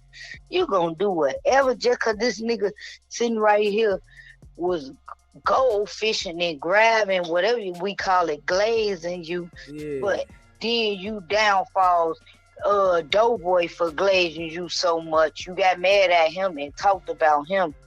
But come on now, he gonna turn up on J Hood in 1 second too.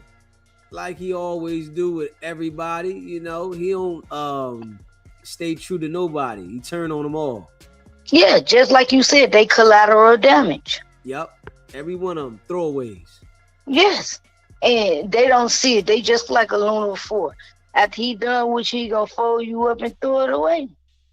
Yeah, we know that's how I do. Cause J Hood, you know, he says they all are dumb gang members. So, of course, why wouldn't he try to put him in a trick bag to do what he wants him to do? And after he do what he want him to do, it's nothing else I can do with you. You're disposable. And then Adam had to try to make it look good for the show to say, Wax, stop acting like you some type of game mob and things gonna happen at a little jumper. It already happened. It already happened. Don't try to correct the situation now. Y'all was speaking up on it and made a big issue. Everybody had was beating on their chest like they was King Kong. Keep that same energy. Now that the case is opened up, you want to separate access and act like y'all dismissing each other. Wack, you want to make like that you pressed him and all that about him and Leonard and a black girl. Everything that him and Wack was saying, you could tell was false. Because Wack, come on now. If you saw it, I'm quite sure if it's girls in the building, you done saw girls in this office before. Stop that. It's like they was over planning for the internet. Yeah, that's how they do though. You know, they definitely be coming together, you know, running the play at the same time. But then, you know, Adam acts like he's putting something out there and he's trying to address certain things. So, you know, Adam could be trying to make sure that he put him in the trick bag in a certain sense, but then running the play with him at the same time. You know, they just be all over the place with it for real, for real.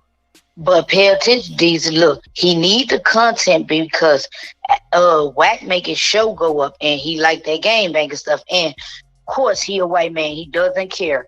And then on top of that, he got paid from Aiden. So he don't see nothing he did was wrong.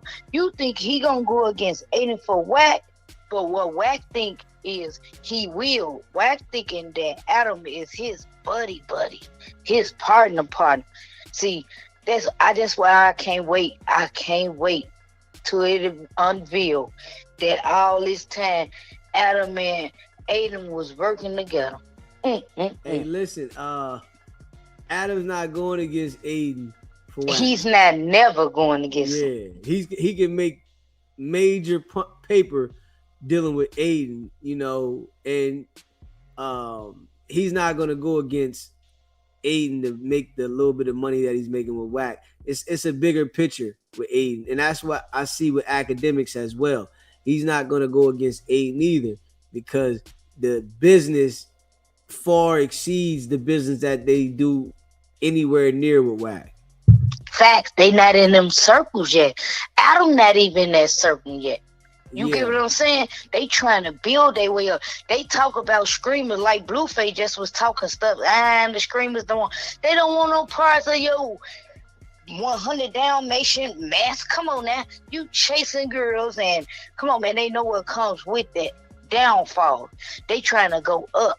Blueface, you got out instead of you following Wack Lee. All you got is he sounds like he the Dalmatian. Every time he talk and they bring up Wack, I'm just following his lead. Damn, Wack walking you? Yeah. You Wack. The Dalmatian? Yeah, Wack. No wonder you want to fundate that. That's why he down for that campaign. The Dalmatian or the Golden Retrievers. Wack done called him a baby Golden Retriever.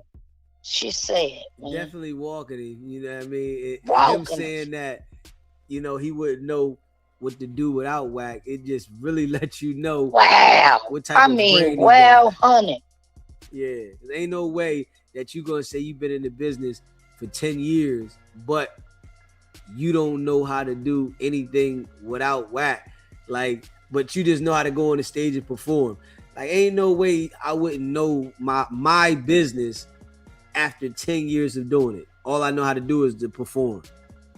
And you only got one motherfucking hit song, which is Bust Down Tatiana. You should know the ends, the back, all that. You should know everybody you perform with. You should know everybody that you big deal money with and all that. You waiting up to whack who didn't even send you money in the jail. That shit, when you been to anybody that been to the joint, no, that's when you know if you love or not. Yeah. So you get out messing with your same manager who couldn't even send you no food. Yeah, that's wild. Crazy work, these. Wow. And defend them, these whack lover guys. Yeah. I'm going back to the chat. SBGB TV to the moon. Hi, SBGB family. Love y'all. All right, much love. Appreciate you calling. Much love, G. All right. Yeah, smash that like button and hit that subscribe button. Yeah, it's just wild that, you know, Blueface don't know his business and whack, you know, really be planning the way he do.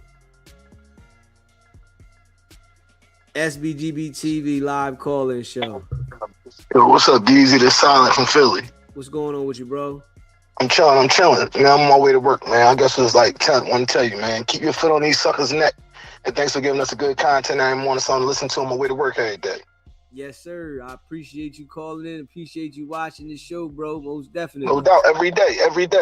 I sure. appreciate you, my brother. All right, dog. Holla back. Yes, sir. Smash that like button and hit that subscribe button, man. Shout out to all y'all that rock with the channel. Carl. Appreciate you, my brother. Appreciate you, Carl.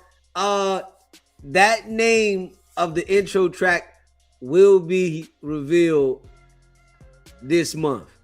I'm going to put that out this month.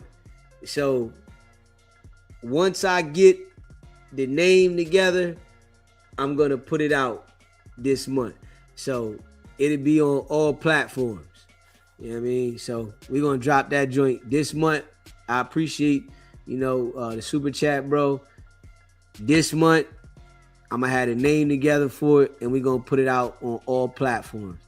So as soon as, I'm going to let everybody know the dealio. That's a fact. Appreciate you, bro. SBGB TV live call-in show. Oh, brother, good morning. It's a good deed coming at everybody this good Monday morning, brother. And, brother, before we get to bumpy tongue, long Pinocchio nose, apple bottom, red lobster, biscuit skin, oatmeal cookie pie, old face wacky tacky, shake that laffy taffy, BBL now later sucking on Jolly Rancher with a lemon head in the middle, no hundreds. Brother, I want everybody to just when you get to work today, love somebody, shake somebody's hand. Let's start showing each other good love because we need it right now. We under attack. We got the Carmelo Anthony thing. I thought he was a basketball player when I heard his name. But yeah, we got a lot going on in our communities. So y'all, let's just start showing that good love. Make sure y'all show my brother some love. Buy him a coffee. Hit the cash out. Make sure that you continuously support the show. And with that being said, brother, oh, God, I ask that right now, let's get a good deep in prayer. God, that you touch somebody right now. God, we ask that everybody tell the truth, God. Make sure everybody brush their teeth, God. Oh, God, it's a Negro right now with morning breath, but he whispering in everybody's ear. And God, they knows. Oh, you can smell that Negro breath even when they're not talking. But God, we ask that we can be better than Wacky Tacky 100. God, I pray for R&B. Wacky Tacky done stanked up the kids' room. God, you can smell his feet. God, the Negro feet smell like armadillo. But God, we ask right now that anybody who want to jump off the porch, if you're 38 and you want to be a gangbanger, sit your old ugly ass down. It's time for us to shape up, unite, get together. God, we rebuke any woman from the community buying a wig. God, we rebuke them Asian wigs. God, we're going to start supporting our stuff. God, make sure that everybody shop black, God. God, we don't need no more ugly eyelashes. God, some of these women look like punks around here. But God, with that being said, God, we just thank you so much and let my brother continue to use his platform to build. And with that being said, Hassalama Booba Baba Shaba and the deacon out.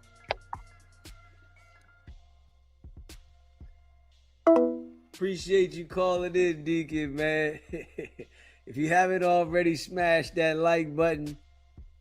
Hit the like button. Hit that subscribe button. And share this live. Yeah, shout out to all y'all that be rocking with the channel. Yeah. Yeah, shout out to all y'all, man. The Deacon definitely, he call in and it catches off guard with that one. But he do his thing.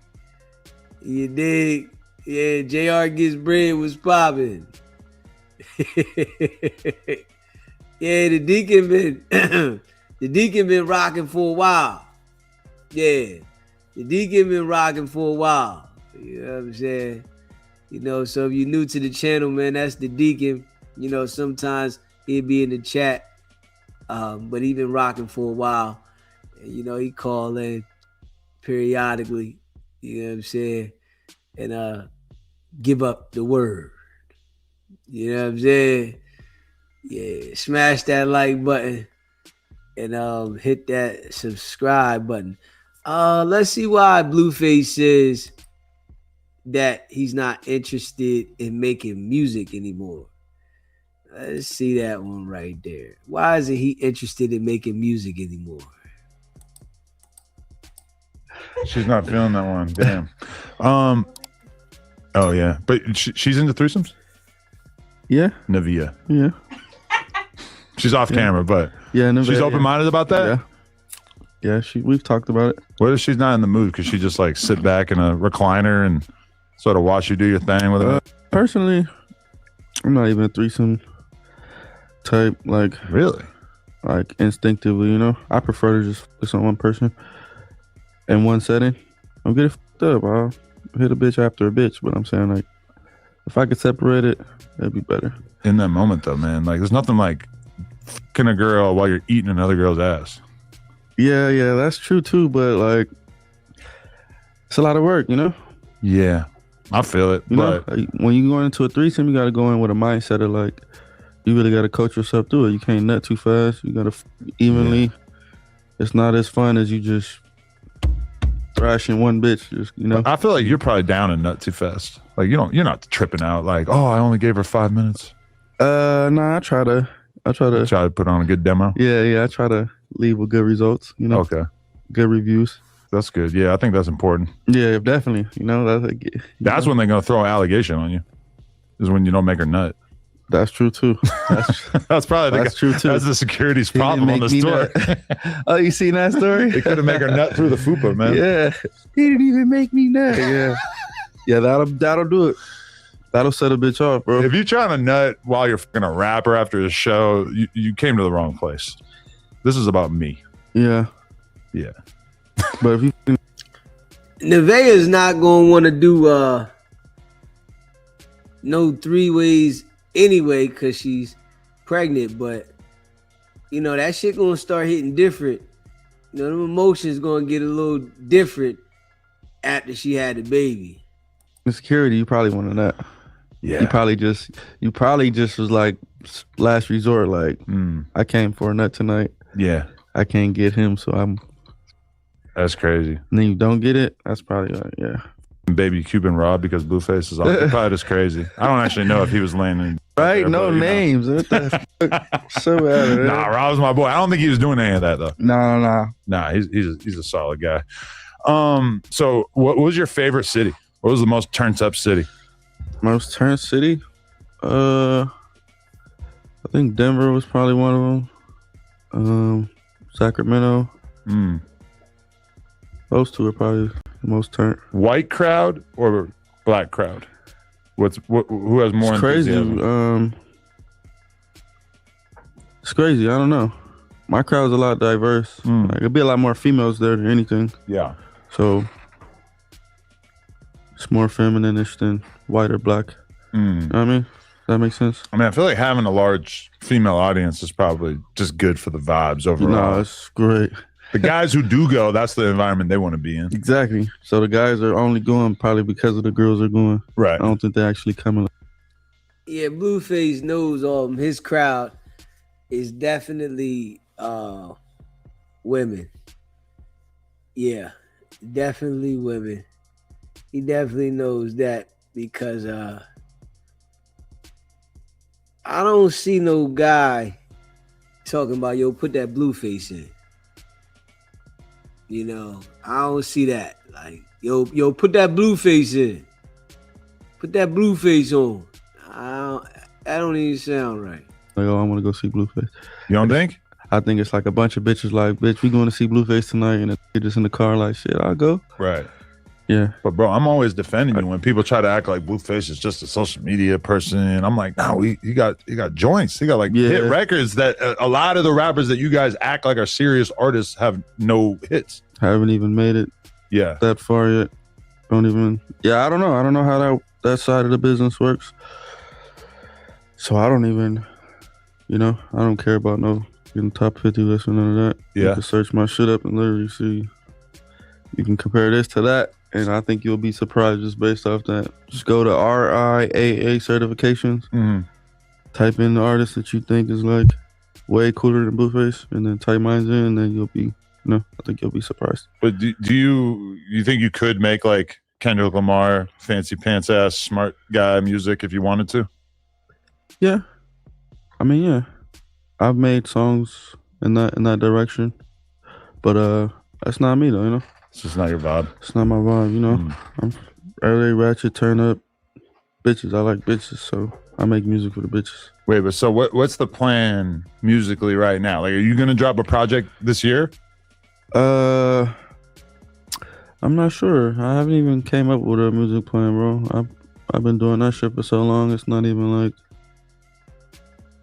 Yeah, we definitely know Soulja Boy Baby Mom got the royalties. So putting music out wouldn't really benefit him the way that he would expect it, especially putting a whole album out. Yeah, she waiting and she get first dibs on everything.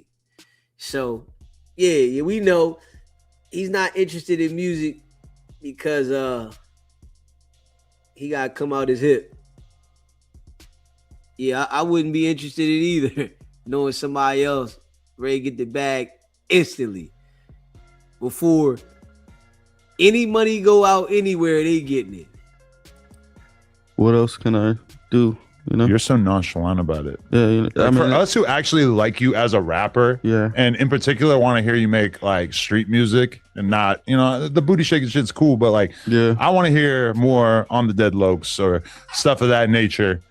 It feels like you just don't really have the same passion for it that you might. Yeah, it's like I've done everything. That would just be me redoing everything over. I done went top 10. I done did over XYZ streams. Work with this person, work with that person. It's like, what am I supposed to do? Redo all that over for you to say?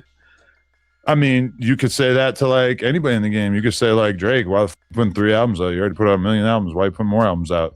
Yeah, but see, what people don't understand is a lot of circumstantial stuff behind the music or being viral or famous, Right. For example, he might have put that out to get out of a situation. True. So as you a consumer, you just, oh my gosh, 3 and it's this and it's that whole time motherfucker changing their whole circumstance behind the scenes. So it's like, I don't know. My circumstances aren't based off music. I think like strategically, his mentality is that he'll sacrifice a bunch of other shit to focus on the music. Like he won't do music or movies. He won't like go crazy on social media or like do a lot of the things that he probably could do to make a lot of money because he wants to just make it all about the music. Whereas I feel like with you, your attitude is like, I'm trying to make money and have fun, and the music is just one part of that. Exactly. And really, it kind of probably feels inefficient to you. Yeah, I mean, so my whole thing with this life shit, I want to get paid the most amount of money I can get paid by doing the least amount of work that I can do. Yeah. So if I can get paid to be myself, to do what I'm gonna do tomorrow, regardless, I'm gonna argue with this bitch for free, and y'all gonna pay to see it. That's me right there. I'll sign me up, man. You feel me? Definitely. I'd rather do that than to go in the studio and sit and make a song, and Have to give a cut of the money out. Yeah. I'm sure you would rather do that. That's like you working for her. You don't want to do that right now. I understand that. Because if you make a song, like the amount of money that song is worth in your head, the fans think when they see a song with 1 million views, they think, oh my God, you got rich off that. Yeah, no, not at all. And then it's a timely thing, Yeah. Music is a timely thing. Music is not something that you could hustle at and see results every day. Music is a thing. You put a song out, okay, you wait XYZ amount of time, promote it. And within that time, you're seeing some residuals, but it's not popping up to a 20 versus 1 and just getting 10 bands and then walking out. Yeah, it's more like 10, it may make $500,000 over the course of the whole year off this one song. I'm gonna do that. Just doing some regular shit, literally on Twitch, on stream, right? Oh, fucking Zeus Network, or anywhere else. If I could do that within 6 months, I don't know. I'm just leveraging it out. But as far as the music goes, shit, I got enough accolades in that department to where I'm not finna just keep. I want to do other shit too. But when you interact with like really huge artists, like when I saw you going out on stage with Cardi, is there something, little part of that kind of makes you feel like, maybe I should chase this shit a little bit harder, just because she's somebody who's been obviously working her ass off all these years, and her performing at those giant fucking venues is kind of a sign of all the hard work she put in? No, because I'm performing there too. Yeah, you get what I'm saying? Definitely, yeah.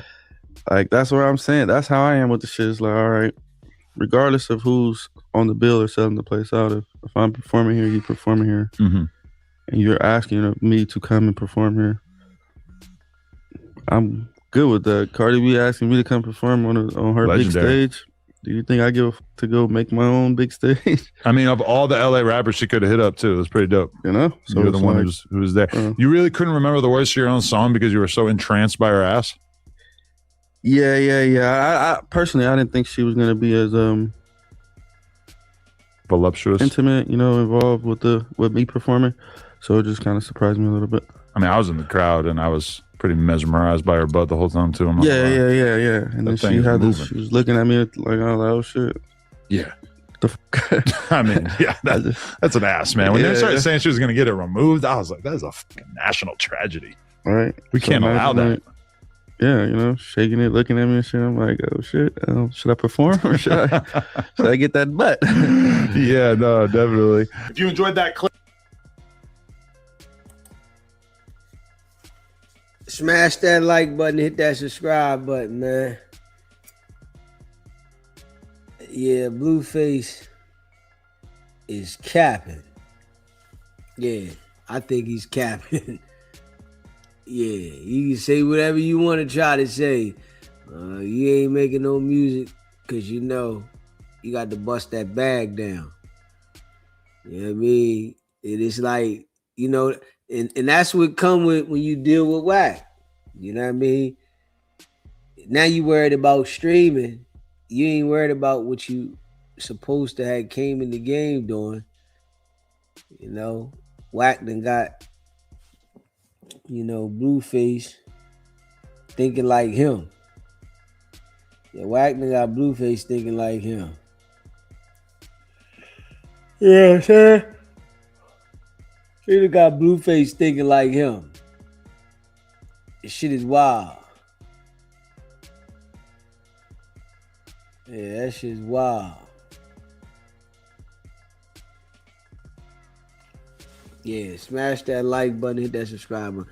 They got Blueface thinking like him. This shit's out of pocket. Real shit though. Yeah. Basically, you know what I'm saying? Got him thinking like him. Yeah. Boy like an straight Beavis and Butthead. This shit's crazy. Yeah, that shit's crazy though. Real shit. Yeah, that shit's wild. Yeah, that shit's wild. That shit wild, man. Blueface sit there like, which way did he go? Which way did he go? Yeah. Remember, Wax said he don't touch none of his streaming money. Shit, we know that. You know, Wack went in. What? You know, a nickel bag getting sold in Blueface's park. Wack went in. You know, Wack, like, he lied about him being the manager and the label that Blueface was signed to. You know, we knew that was a lie. You know what I'm saying? He lied about everything that he been through. He lied about all the BS shit. You know what I mean? So I can't believe nothing the boy say. He lied too damn much. Yeah, when he said that, as long as he can't make it make sense to Nevaeh, he can groom her to get a follower or whatever he says. I think that's what Wack does to him. Probably does. Yep. You know, Wack do that bullshit to him and get him doing whatever the hell he wanted to do. You know, he said, oh man, I made a lot of money with Wack. Like, all right, okay. You made a lot of money with Wack. Just imagine you could do without him. Shit, especially at the point where you don't need him. That nigga grab your ass and mess your whole rhythm up. Messing with Wack. Your whole rhythm be messed up messing with this nigga. You know what I mean? And Blueface, and it's crazy, right? Blueface is just happy he's getting some money. Man, I make a lot of money with Wack. Wack bebopping you upside your damn head. And a straight bebop on it. That nigga don't understand that shit, though. Straight bebopping up inside his damn head.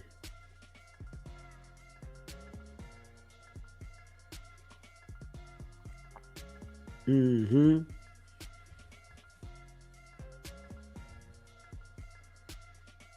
Yeah, straight Wack, straight bebopping up beside his head. And Blueface go for it. Yeah, I mean, smash that like button, hit that subscribe button.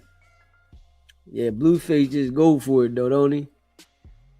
You sit there and just take it. Come on, man, you gotta tighten it up.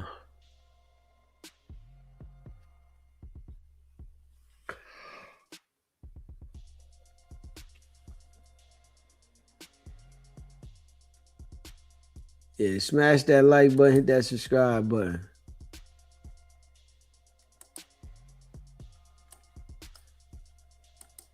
J Hood get aggressive with Munchie B over calling Rizad.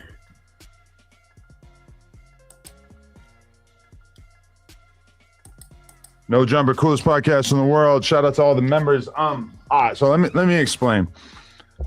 After I did the interview with J Hood, I felt pretty strongly that he was a good podcaster. And I'm thinking about it, and I'm like, is it possible that we could kind of bring J Hood into the mix? And then I'm like, damn, him and Munchie got this whole issue.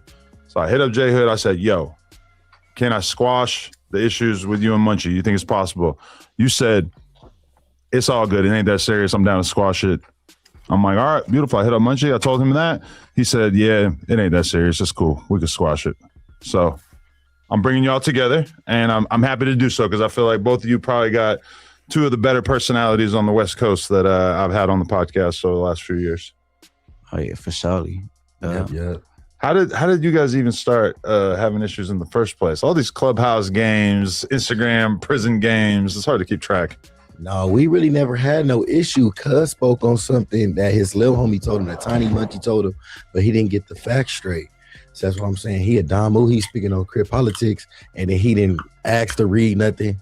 He didn't ever did nothing like that. He spoke on something, and he spoke on me being on the 50-50 yard, but that's true. But he said I told on somebody, and I ain't never told on nobody in my life. I'm not with no snitching. Ain't nobody never did an hour in jail for nothing I did. And the way I'm bred it is, I don't even speak on shit. If I beef with somebody, I really beef with them in the streets. Like, so I was new to the internet, so I didn't know that people just speak on things, you feel me?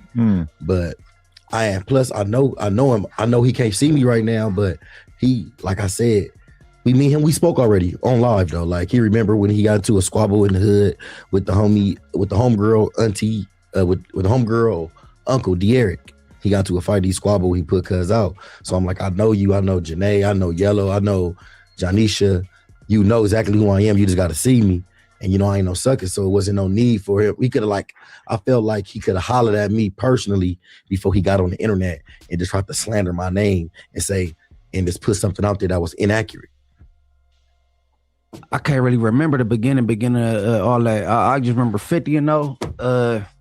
Then after that, I think I was probably returning some fire because of this whole peanut butter shit. I think you said some. I think I was responding to that. Am I tripping? Yeah, you tripping because first you called Tiny Munchie.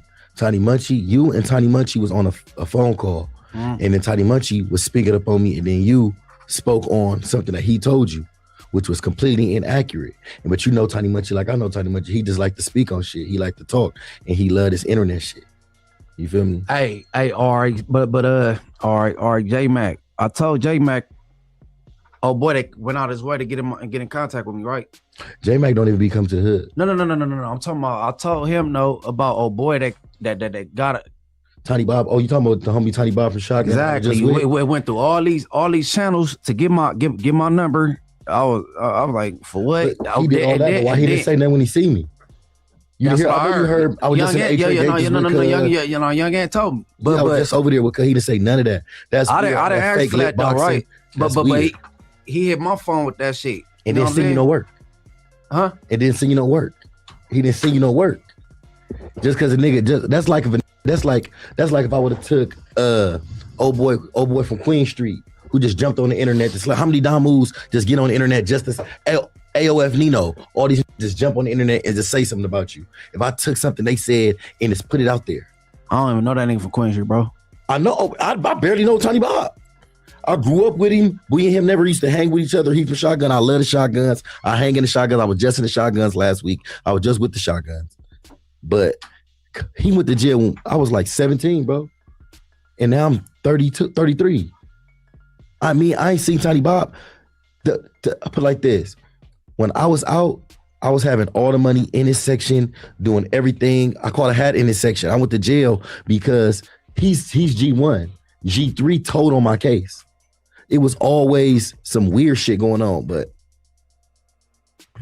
I think when it comes to this kind of shit, like, you know, people listen to it, you know, it's content, but I think this shit right here shouldn't be detailed on the podcast. You know what I'm saying? Y'all talking about shit that is really going on outside, and then y'all come here to talk about this shit, but then they don't want nobody to comment on the shit saying niggas is in street gang business, whatever set it is, but then they come on here and talk about this shit and they don't want nobody to say nothing. I don't get that. You know what I'm saying? If y'all on here talking about this so-called business that's in your hood, why come on a platform like this and talk about this shit and then think nobody's supposed to say anything about it? I don't get that. You know what I'm saying? So it's like, this some shit that if you post the, got a problem with somebody about it, you got to go sit down with them personally and talk about it. I think like these guys don't know what to leave off the internet. You know what I'm saying? Like, what's going on with that? It's like they don't know what to leave off the internet. All right, why we got to talk about the details and what homie did this and what homie did that and what set you was in and the set that happened over here and I was with these members and like, hold up, man. This is the podcast that the people watch. Like, and then a nigga be like, yo, somebody telling. Nah, y'all gave all the information over here. Y'all telling. Like, why talk about the shit that's going on in the fucking hood on this podcast, though? I'm not gonna get that. I can't get that. Leave that shit out. It's some shit now. We not gonna politic on that. And it's like, how do you know what to distinguish on what to talk about? Like, all right, so I'm gonna say such and such from this hood did this, such and such from that hood did that. But then if a nigga say such and such over here did this, nah, don't talk about that, man. Don't talk about that. Don't speak on the homie over there. That shit don't make sense. You know what I'm saying? I don't know. That shit don't make sense to me. I ain't got nothing against Cub, but he didn't say nothing to me when he see me in person. All he did was introduce me to his son and tell his son, "Oh, this is Uncle Robbie." And I wasn't even gonna say his name and throw him out. I was just about to just refer to him to old boy, but he came way out his way and went through channels to get my number. Text me, who is this? And X, Y, and Z true, X, Y, and Z true. And then called, got on the phone. He was in the halfway house at the time. He got to telling me volunteer some shit I didn't even ask for. Right? Yeah, but didn't show you nothing. Wait, I ain't never had your number before. We know each other. We ain't cool. But sit here, right, and look how Adam just sits there and listens to this stuff. Like, yo, this shit's hilarious. Adam just sit there and let niggas talk about the street shit, and he just be chilling. He like, go ahead, man. Y'all go ahead and talk about it. That's cool. He don't even gotta like ask no questions or nothing. It's just sit there and go let them go. Yeah, man. I don't know, man. I don't know. We just chatting on the phone. Yeah. I don't know what made him go out his way. I mean, but he did. You feel me? And you from But like I said, I don't you got remember 1,000 homies. You could have been like, "Hey, send that paperwork," and had us read it to me. Even if you can't see, you could have been like, "Hey, if that is true, before I speak on the internet." I don't recall me drawing first blood about this stuff. I don't recall that. I would never. You and Tiny Munchie went live. He said, "Oh man, the nigga J Hood was there in the day room when 4 extras and Braze got down." Tiny Munchie said, "That's crazy because that J Hood told." You said, "Oh man, that's crazy. J Hood was a low, but that told." You confirmed it, and I was like, "Why would you even put something on your platform that's not true? You're not supposed to. You not." In my opinion, that is snitch allegation is very get killed over snitch allegations. Okay. You said me and Tony Munchie had a conversation. Yeah, and y'all was recording it. Right. He wasn't even on his phone. Yeah. It wasn't even like FaceTime. It was the audio. It was audio, and then you put it out on your platform. And Tiny Munchie ain't got no platform. That nigga got a prison cell. You feel me? So I'm like, damn, you got the bigger platform, and you a veteran in the game, and you the mayor in Inglewood. So I felt like before you put an allegation on it, you're supposed to do your background check, because you wouldn't want me to put an allegation out there before I do my background check. You supposed to treat. That's the first thing your mama teach you when you're younger. But then you kind of do the same thing, saying that peanut butter shit. Shit, no, I talk on the dead homies. I talk to Shady Blue from 6-0, and I talk to Lil from 40s. I've been with who? You know, bro. How young get on the phone too? Who nigga named Touche from 40s? They said the same thing and shit. Touche. And at the time, I ain't gonna lie, but at the time, I was just coming for blood. I'm coming for blood. You put me out there. You lied on me. Why I can't lie on you? Hey. So I don't know. I wasn't in that when I dare to. Damn, I hate saying all these little nobody ass names, but old boy from 60s, come on, bro. Hey, it's been told over and over again that shit is fictitious, bro. And I don't know if it's true or not. I'm just saying you put something out there on me that was completely untrue, fool. Then I just did 11 years. I just took a deal for 11 years, 8 months.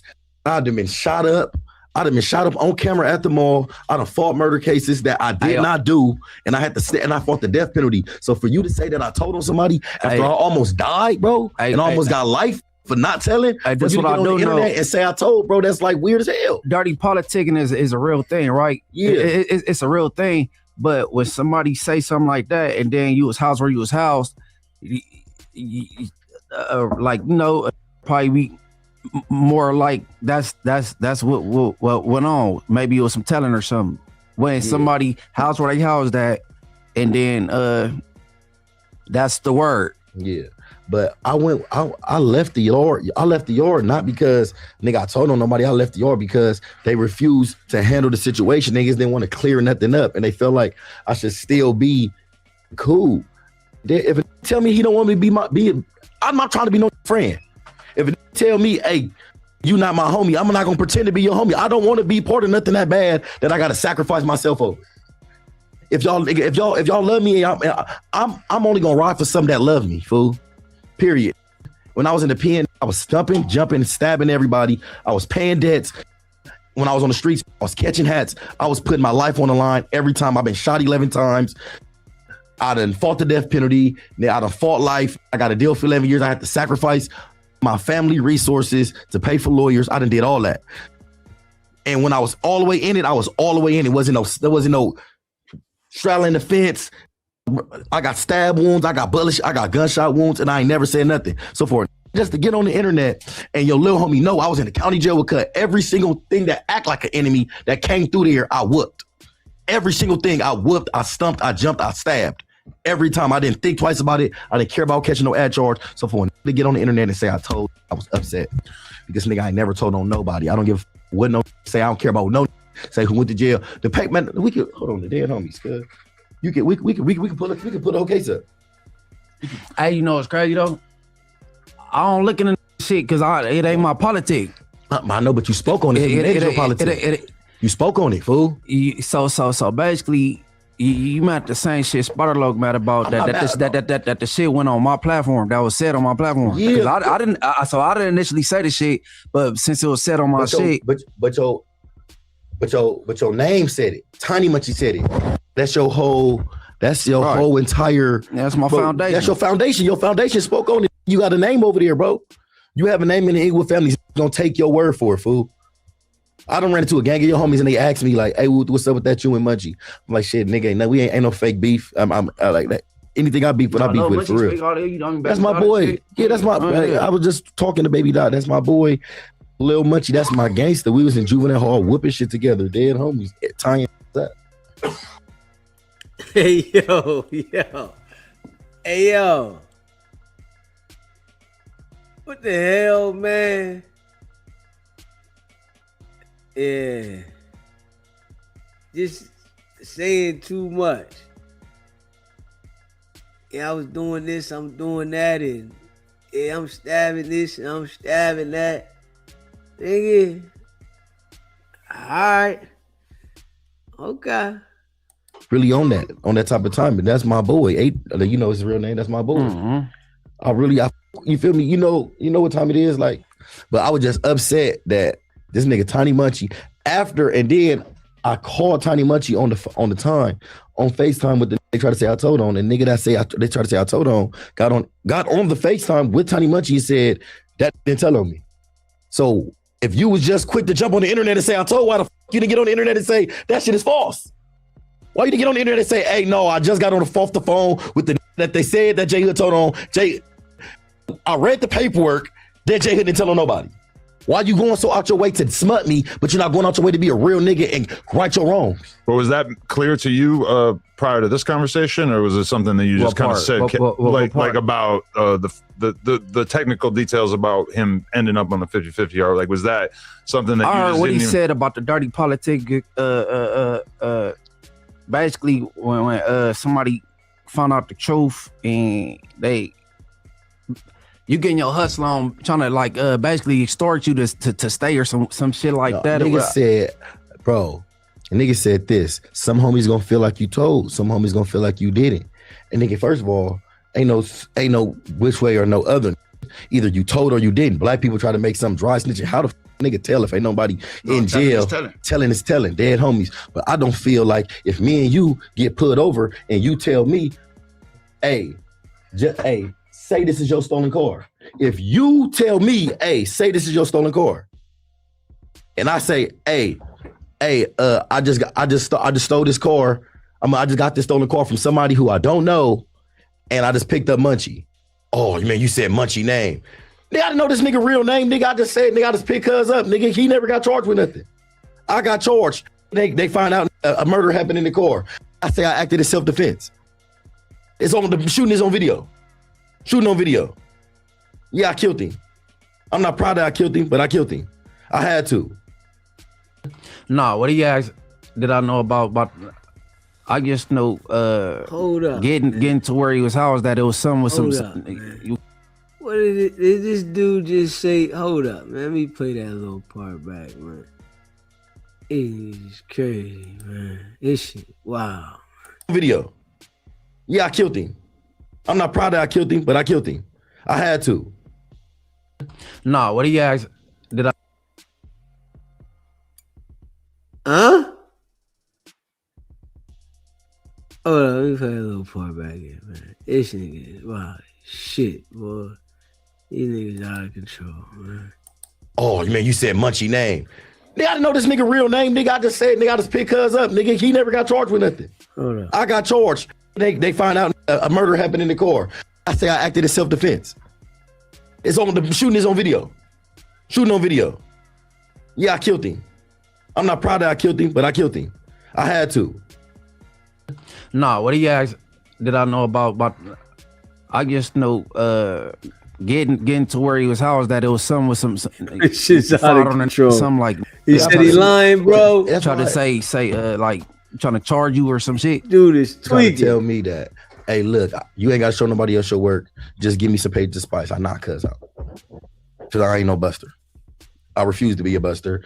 And every time I got removed, I never wrote it up. That's why another thing. Once you get jumped so many times, administration is going to move you. That's the whole thing about a non-designated yard. They just throw people on the yard. They throw you on there and then you have an opportunity to get off. And once you get off, they just bring you back. And the way they do it is, nigga, they gonna walk you to the cell. They gonna walk you one by one to the cell. Then they gonna put you in a cell by yourself. And then they gonna leave you in that nigga. And I got off the first time. I could have got off again. But after a while, I'm like, nigga, I'm not gonna keep fighting and stay in jail. These people, they don't like me. These really mad because I don't got life. I know I didn't tell on nobody. I know what I did. I know I didn't tell on nobody. They try to say I told on I didn't tell on him. I know what I did. I know what everything I did was not morally incorrect. I don't care about morals. I don't care about this bullshit ass street shit. This shit's selective anyway. Nigga, I stand on morals, nigga, and integrity. I don't care about long as it's morals and integrity, that's all I care about. I don't care about no he say, she say. What I eat don't make you shit. What the next man eat don't make me shit. So I don't care about how nobody else feel. And once you realize that, once I start feeling like that, everything just opened up to me like, hey, this shit not worth it. Ain't nothing. So look, I got Buster who ain't never stabbed nobody on the yard calling me a snitch. I got like 10 stabbings under my belt. I got this in jail for a gun. Hey yo. This nigga said he got 10 stabbings under his belt. Hey, yo. This shit is wild. Like, to come on here and just talk like this, though. This shit wild. Just to even talk like this, man. What the hell are you thinking, man? Motherfuckers like mind of a street goldfish, man. What are you talking about, man? Case of robbery. I'm in jail for catching hats. I got who never killed nothing calling me a snitch, who never been in my predicament, who never been interrogated for 4 hours, who ain't never fought the needle. And these feel like they can talk. Niggas ain't never been through nothing.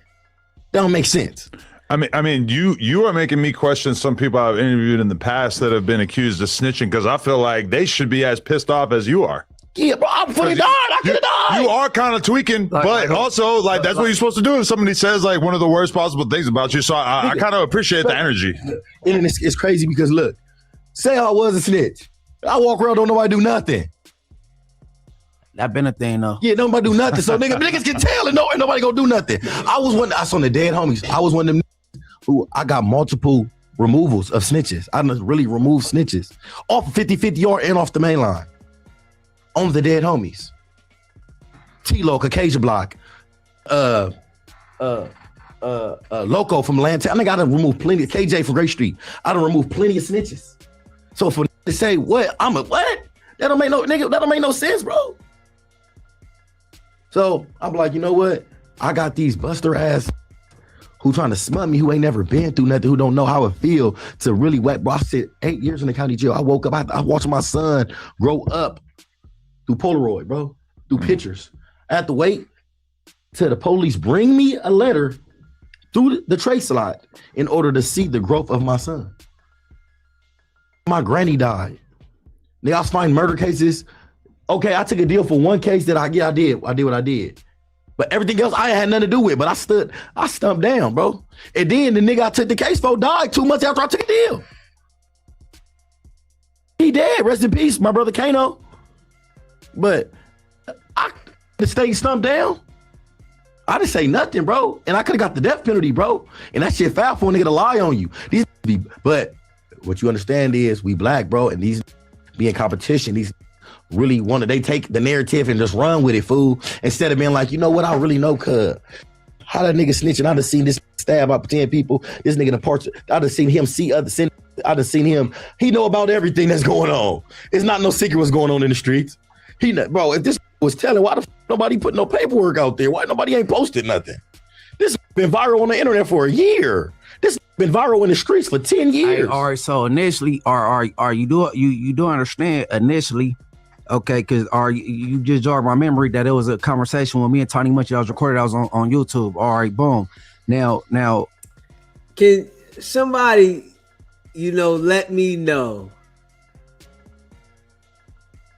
Does this make sense to express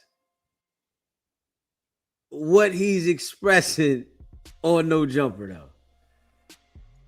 I need to know, man. Does it make sense for him to express what he's expressing on No Jumper? Like, that shit crazy. You was facing life. You did damn near 12. And you on No Jumper talking crazy. Wow. Oh, man. Hey, you said he a sugar cookie too? Wow. He talked with them damn.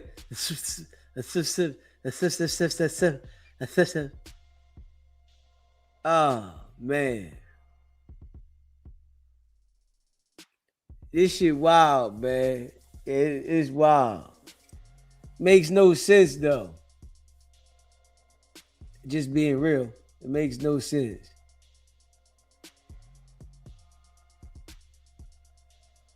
Oh, man.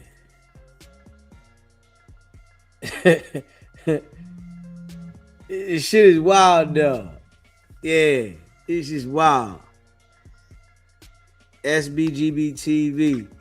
Live call-in show. What it do, big bro? You know what it is. It's Dub. What's going on, Dub? Shit, man. You get that, you get your text message, my G? Text message. You sent me something. I seen something. Yeah. But yeah, man, I don't really deal with them California niggas too much. Like, man, they be brainwashed a little bit, though. They be gone. They be literally gone. Their mind is gone for real. You know, like, bro, like, and then I can't blame Wack. We'll be trying to blame Wack for tricking these fools off the street. And you see this fool talk so reckless on that day. He said he stabbed 10 people. Dude, the Terminator. Bro out here, like, hey, Machete Joe in this motherfucker. Yeah, he's talking crazy. Yeah, man. He blew me back with that one. I was like, oh, hell nah. Yeah, man, they wild though, man. So they all gonna trick their own selves off the street. They got a dark past. They done did some shit. Cause they gonna tell you on the 22 show anyway. They gonna tell you all the shit they done did before. That shit, that karma come back for real. It's good karma and it's bad karma. So yeah, hell yeah. Yeah, they definitely talking too much. Hell yeah, they can't let none of that shit down. Cause some of that shit they did probably some dirt to innocent people. So shit, they really ain't gonna be able to lay that down. As soon as they try to go legit, that's when all they past come back every time, bro.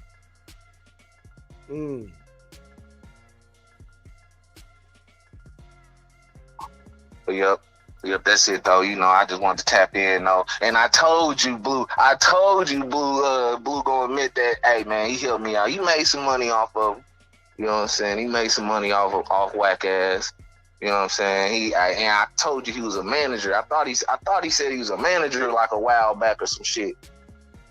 But it's all good. You know what I'm saying? Yes, sir, man. I appreciate you calling in, bro. Hell yeah, take care. Yes, sir. Smash that like button and hit that subscribe button, man. Shout out to all y'all rock with the channel. Wow. Yeah, J Hood.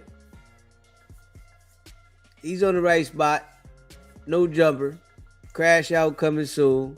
Like I said, they all get up there. It's like the crash course guaranteed to get you out of here. You know what I mean? Guaranteed. Crash course guaranteed to get you out of here, man. If you a member of the channel, put a 1 in the chat. The crash course to get you out of here. No jumper. Facts. I don't understand niggas come there talking about these crimes and shit. Like this shit cool. Like on some real live shit though, right? I don't know if they trying to, you know, get recognition for the shit so that nobody mess with them. But the thing about it is, if somebody know you gonna take it there with them, right? And you go, you know, on these platforms and start talking about I did this, that, and the third. If somebody want to get at you, all you do is let them know how to not play with you. Yeah, just go. You need to go ahead and wig this nigga. You know what I mean? Straight wigging. You know what I mean? Don't even play with him no more. You let him, you know, live before. Or, you know, he done made it through this, just wigging. Just go ahead wigging. So, I don't know why jokers be, you know what I mean, doing that shit. You like, they detailing shit on some shit that, you know, you can get locked up probably. You know what I mean? This nigga talking about, he done stabbed these jokers up on the yard and like, hold up. Yeah, shit. That nigga ain't been out of jail that long, has he? Nigga tweaking.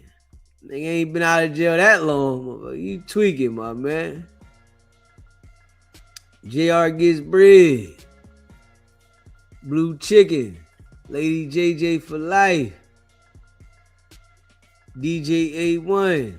Esco D Twins. Pain Not Pain. Shout out to all y'all rock with the channel, man. If you would like to become a member, man, it's only $3.99, man. It's pinned in the chat. Man, I appreciate all y'all that rock with the channel, man. Hit that like button, hit that subscribe button, man. Keep your circle tight. You know, watch the people around you. Everybody ain't your friend, man. And y'all know how we rocking, man. We be back late night. Facts. You know what I mean? Yeah. Go check out the bowling joint. Hey, yo. Hey, listen, man. I almost shot at 300 yesterday. I shot the front 9 and fucked up in the 10th frame. And guess what? Your boy missed $1,000 because of that one ball. Sick. 1,080. I missed 1,080 because of that one ball, man. I shot the front 9. It was all in the hole, too. I'm still sick about that one. But for another day, we'll be back at it, man. Smash that like button, hit that subscribe button, man. Y'all know we going hard in the paint. And stay locked in. I appreciate all of y'all that rock with the channel, man. It's your boy Deezy. And y'all already know what it is. It's not about the setback.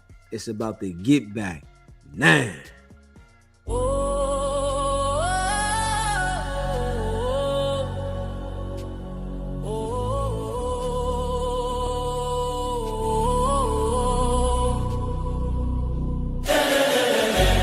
Came out the mud, now we map out the stuff. Hands on the wheel, got my life in the car. Up and down roads, they said ain't for me. Now I run routes like a wide body Jeep. Selling work out the trunk, I was freezing at lights. Eating chips for dinner, counting quarters at night. Now it's bags in the back, got them strapped to the seats. Every mile one prayer, one now police. State line after state line, I was chasing a shot at mile marker, felt like a ticking clock. Hit a rest stop shower just to rinse off the pain. Then I double that flip, did it all again. Highway to the building, I'm leveled it. Turn that stress into stone, then I built with it. From a stash in the door to a safe in the crib, I was driving for my life, now